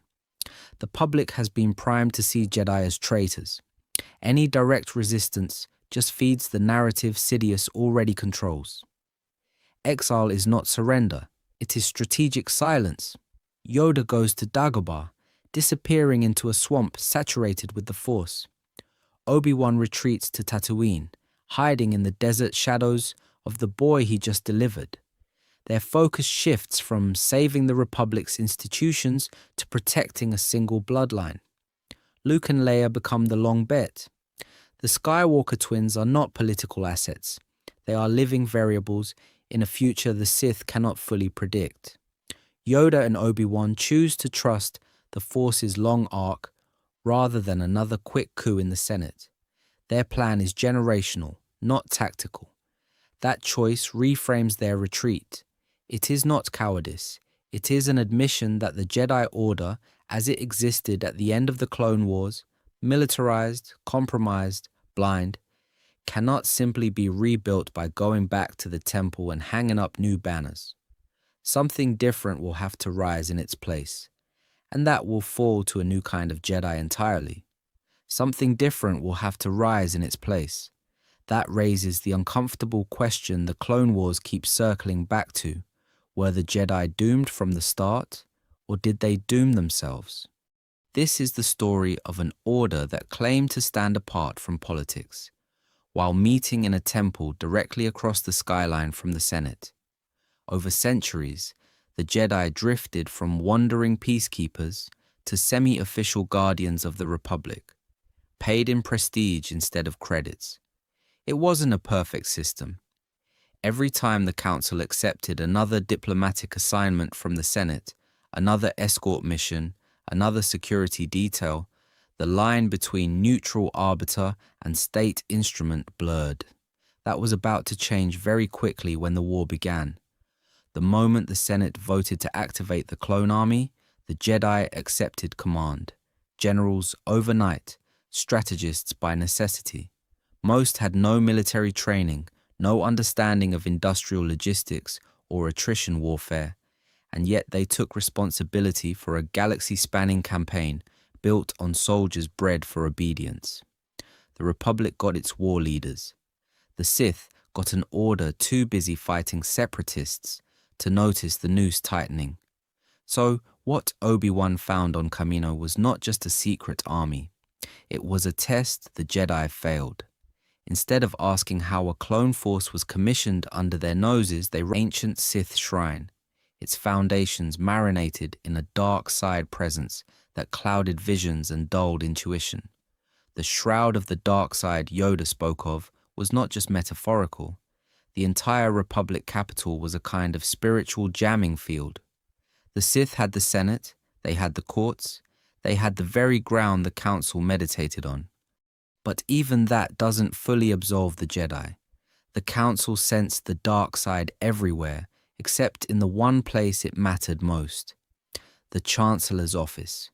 Pride whispered that a Sith Lord could not possibly hide in plain sight, inside their beloved Republic. Complacency assumed that 1,000 years of survival guaranteed another 1,000. Tragic heroes caught in a master manipulator's web, and at the same time, the ones who helped weave the strands by ignoring their own blind spots. In the end, the answer is both. The Jedi were victims of a grand design and architects of their own vulnerability. The war, the army, the politics, the code, all converged. The only question left is how exactly that convergence turned into a single order, 3 words long, that erased them from the galaxy. And those 3 words didn't appear out of nowhere. They were aimed at people who had already been hollowed out by 1,000 smaller failures. This is the story of how personal tragedies inside the Order weren't random accidents, but warning lights on a dashboard the Jedi refused to read. Start with Anakin, the chosen one. The Council took a traumatized child, ripped from his mother on a desert world, and tried to compress him into a code that treated attachment as a glitch instead of a wound. They sensed fear, anger, love, and responded with lectures and surveillance instead of therapy and honest conversation. The prophecy became a shield and a cage at the same time, justifying special treatment while forbidding the very support he actually needed. The Republic was at war, the Jedi were now generals, and Anakin's entire emotional life was pushed into the shadows, where the Sith were more than happy to meet him. Palpatine offered what the Council would not: validation, mentorship, and a promise that attachment didn't have to mean loss. The tragedy isn't only that Anakin fell, it's that the institution designed to guide him never built tools to handle someone like him responsibly. Then Ahsoka. The planet was Coruscant. The year was the middle of a war the Senate kept funding and the Council kept losing pieces of itself to. A bombing at the Jedi Temple, a frame job, a Padawan on the run. Faced with fear, public pressure, and political scrutiny, the Council chose optics over loyalty. They expelled Ahsoka on circumstantial evidence, effectively handing a teenager to the military courts to prove their own neutrality. That was about to change very quickly, because when Ahsoka cleared her name without them, the Council tried to reverse everything with a polite apology and a promotion. It wasn't a perfect system. It was an admission that, under pressure, the Order would sacrifice one of its own to reassure the Senate and the public. Ahsoka walking away isn't just character development, it's a verdict on the Council's growing mistrust and fear. Right beside her story sits Barriss Offee, a healer who became a terrorist. No Council member ever truly sits with him long enough to hear that he is right. Anakin, Ahsoka, Barriss, 5s. 4 names, 4 disasters. But these aren't isolated tragedies. They are case studies in how an institution can fail the very people it's supposed to guide and protect by clinging to dogma, chasing respectability, and staying just detached enough to miss the one thing that could have saved them: actually listening. Because if the Jedi couldn't hear the pain inside their own temple, there was no chance they were going to hear the order that would end it. The tragedy of the Jedi is that their fate was not inevitable. It was chosen, one decision at a time, until there were no choices left. So what happens if those choices change? This is the story of all the doors the Order could have walked through and never did. Start with the big one, the clone army. On Kamino, Obi-Wan discovers a ready-made force bred for war, stamped with the Republic crest before the Senate even votes on it. The Council hesitates, and then accepts command. Jedi Knights become generals overnight, but imagine a different answer. Imagine the Council refusing to lead, insisting the Jedi remain neutral mediators, not officers in a manufactured conflict. The war still erupts, but now the Republic owns it publicly. Senators, corporations, and admirals take responsibility instead of hiding behind robed mystics.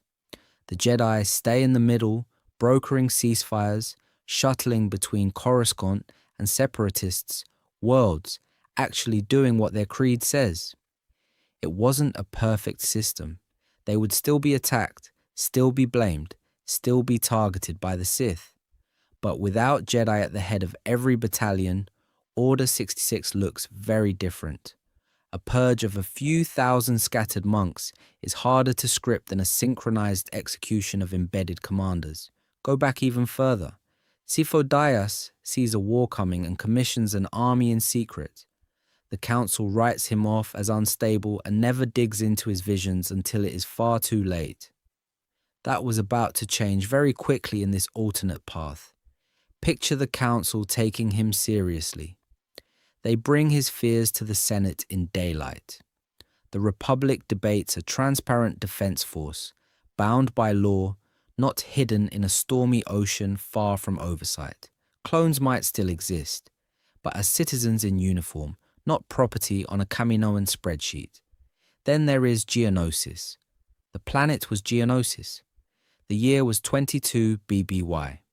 Count Dooku, former Jedi Master turned Separatist leader, tells Obi-Wan that a Sith Lord controls the Senate. So what Obi-Wan found in canon was a truth wrapped in a lie, and then shelved. The Council treats it as enemy propaganda and returns to business as usual. In another version, that sentence detonates everything. The Jedi quietly investigate every corridor of the Senate, every emergency power, every unexplained vote. Palpatine's mask might not crack, but the pressure on him skyrockets. His timetable shrinks, his margin for error narrows. And finally, Anakin, the Order's most personal failure. Under the code, attachment is forbidden, confession dangerous. So Anakin hides Padmé, hides fear, hides grief, until the only person is over. The Jedi were gone. But their failure didn't vanish with them. It echoed in survivors, in rumors, in half-remembered lessons carried by people the Council would never have considered part of the Order. This is the story of what survived the Purge. Order 66 shattered the Council, but it didn't erase every Jedi or every Force-sensitive trained in the old ways. Caleb Doom changed his name to Kanan Jarrus and went underground. A scared Padawan became a smuggler, then a reluctant mentor, dragging fragments of temple teaching into the age of the Empire. He knew the forms. He knew the code.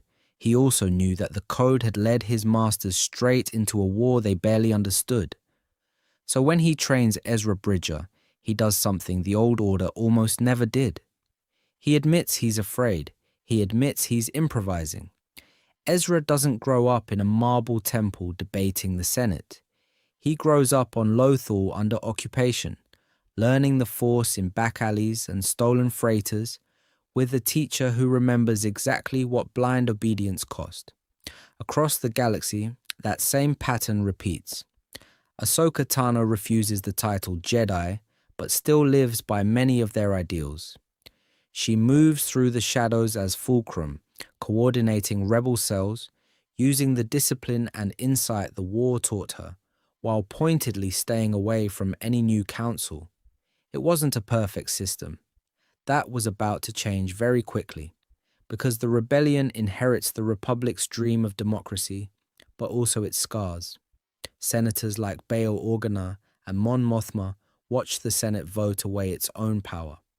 They build an alliance that is decentralized by design, terrified of giving any one person Palpatine's leverage again.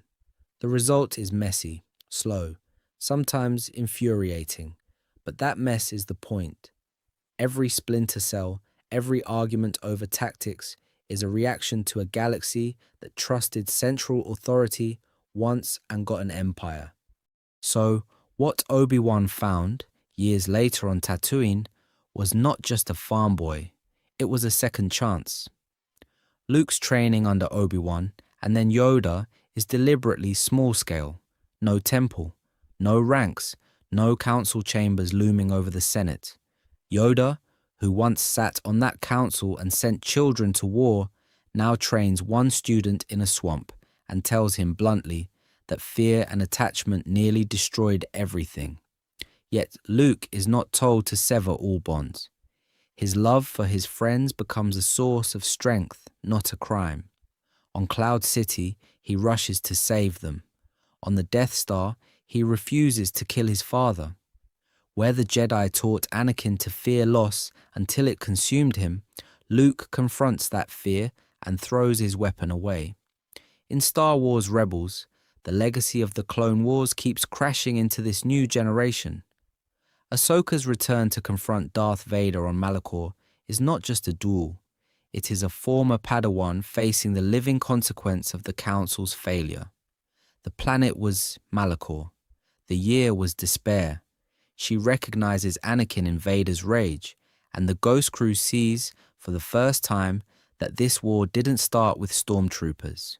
It started with the Republic, guardians of peace and justice, standing above politics, advising the Senate without being owned by it. That was about to change very quickly.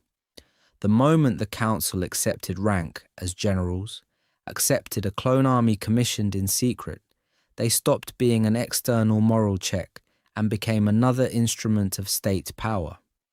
It wasn't a perfect system. It was barely a system at all. From that point on, survival of the Order quietly fused with survival of the Republic's war machine.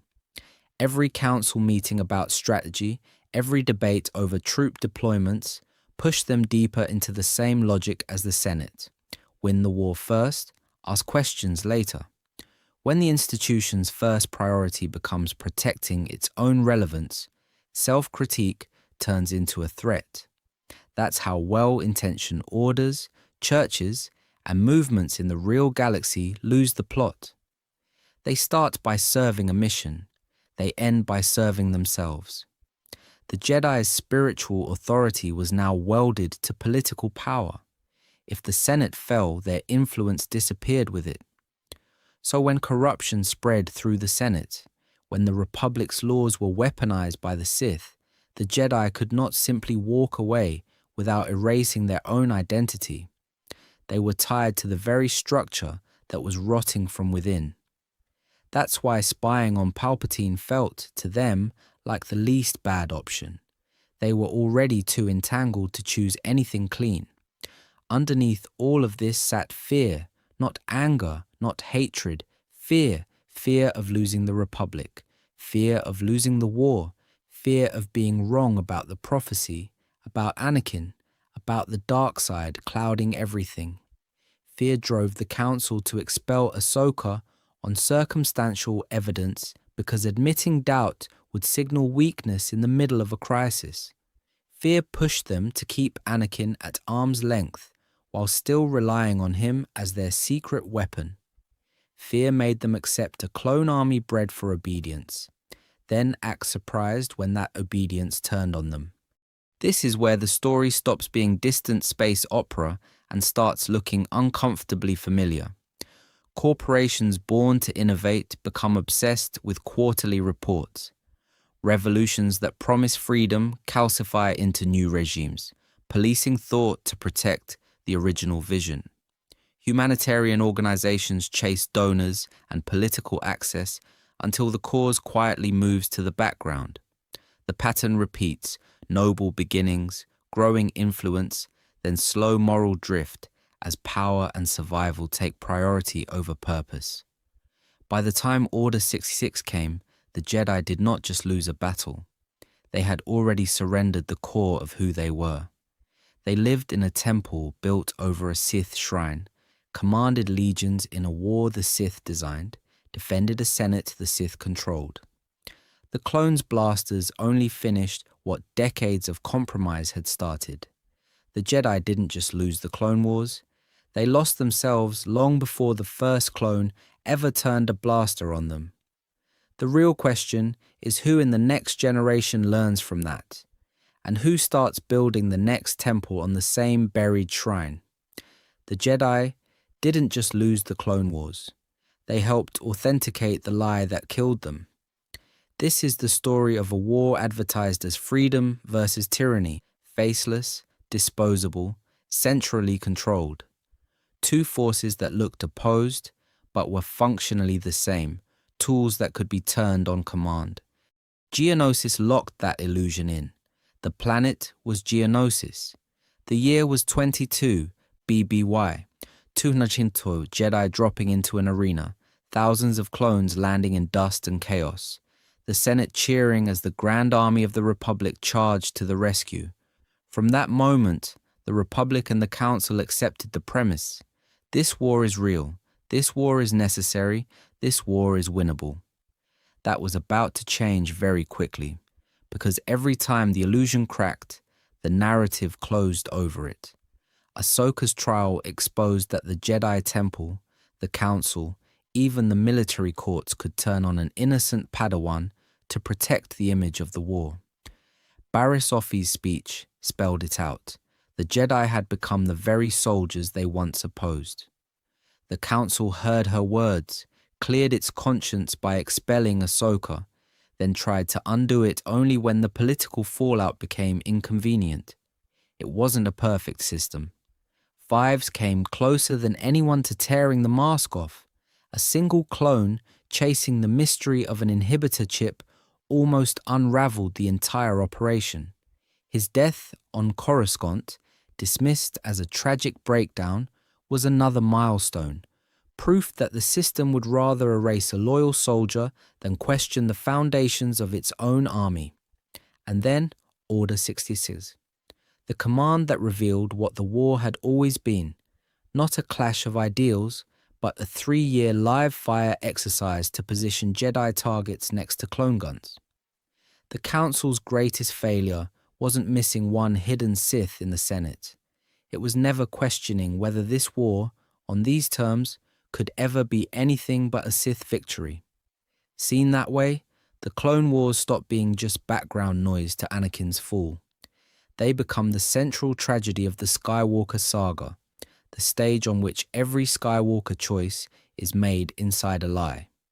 The only question is who, in the next generation, finally refuses the script. Seen that way, the question stops being, how did the Jedi fall, and becomes something sharper. Did they deserve to? Because the pillars of their downfall were not hidden. They were baked into the late Republic version of the Order: political entanglement, moral rigidity, and an inability to protect their own from manipulation, even inside the temple that sat on top of an ancient Sith shrine. This is the story of an institution that spent 1,000 years guarding the Republic. Then let the Republic's war rewrite what it meant to be Jedi. The political piece came first. The Jedi had always advised the Senate. By the Clone Wars, they were answering to it. The Council sat in the same city as the Chancellor, took missions from Senate committees, and allowed themselves to become commanders in a war the Sith had clearly engineered. That was about to change very quickly from neutral peacekeepers to Grand Army generals the moment Yoda stepped onto Geonosis. From that day on, every Jedi victory fed Palpatine's emergency powers, and every defeat justified more militarization. Then there was the rigidity. The code was absolute. No attachment, no possession, no emotion, except in the one office that mattered. So did that make the fall justice or tragedy? On one hand, the Order's blind spots were catastrophic. Children taken young, trained into emotional austerity, then dropped into a galaxy-wide war as generals without military training. On the other, those same Jedi died in corridors and hangars and jungle clearings trying to save clone troopers, senators, and civilians they had never met. They did real good, even while making fatal mistakes. This is where the galaxy's history starts to look uncomfortably familiar. How should anyone judge institutions that rescue millions, yet help design the conditions for disaster? Are they villains, victims, or something less tidy? When Order 66 hits, is it karmic balance for arrogance, or a cosmic injustice scripted by the Sith?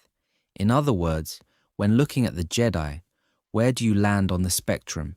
Tragic heroes, arrogant failures, or something in between?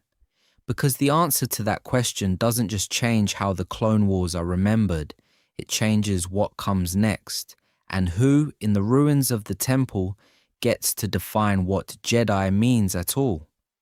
Because the answer to that question doesn't just change how the Clone Wars are remembered, it changes how the Jedi's greatest failure is judged. Heroes betrayed by fate, or guardians who walked themselves into the perfect trap. In the end, the Jedi helped design their own extinction. They stepped out of the temple into a war built by the Sith to destroy them and volunteered to lead an army whose very minds had been wired with the Order that would end 1,000 years of Jedi history. The Republic gained generals, the Sith gained targets. This is the story of an Order that forgot its own job description. Guardians of peace and justice became commanders, tacticians, symbols on recruitment posters. The council sat in war rooms instead of meditation chambers. The Senate called, and the Jedi answered, until the line between service and submission vanished under 3 years of emergency powers and endless deployments. So what Obi-Wan found on Kamino was not just a clone army, it was the blueprint for the Jedi's erasure. Soldiers bred to obey, chips buried in their brains. A kill switch keyed to a single voice in the Chancellor's office. It wasn't a perfect system. It didn't have to be. It only had to work once. Understanding that failure doesn't shrink the saga, it deepens everything around it. The Clone Wars is no longer just flashy battles. Rebels becomes a story about survivors picking through the ruins of a broken philosophy. The original trilogy turns into the long echo of this moment, where Luke has to decide which part of the Jedi legacy to resurrect, and which part to leave buried under the temple's shattered spires. So here's the question to carry into the comments. Did the Jedi Order deserve to fall? Not the individuals on the front lines, but the institution that ignored warnings from Dooku, sat above a buried Sith shrine on Coruscant, and still missed the dark side in the heart of the Senate. If one decision could have changed everything, what is it? Refusing to become generals,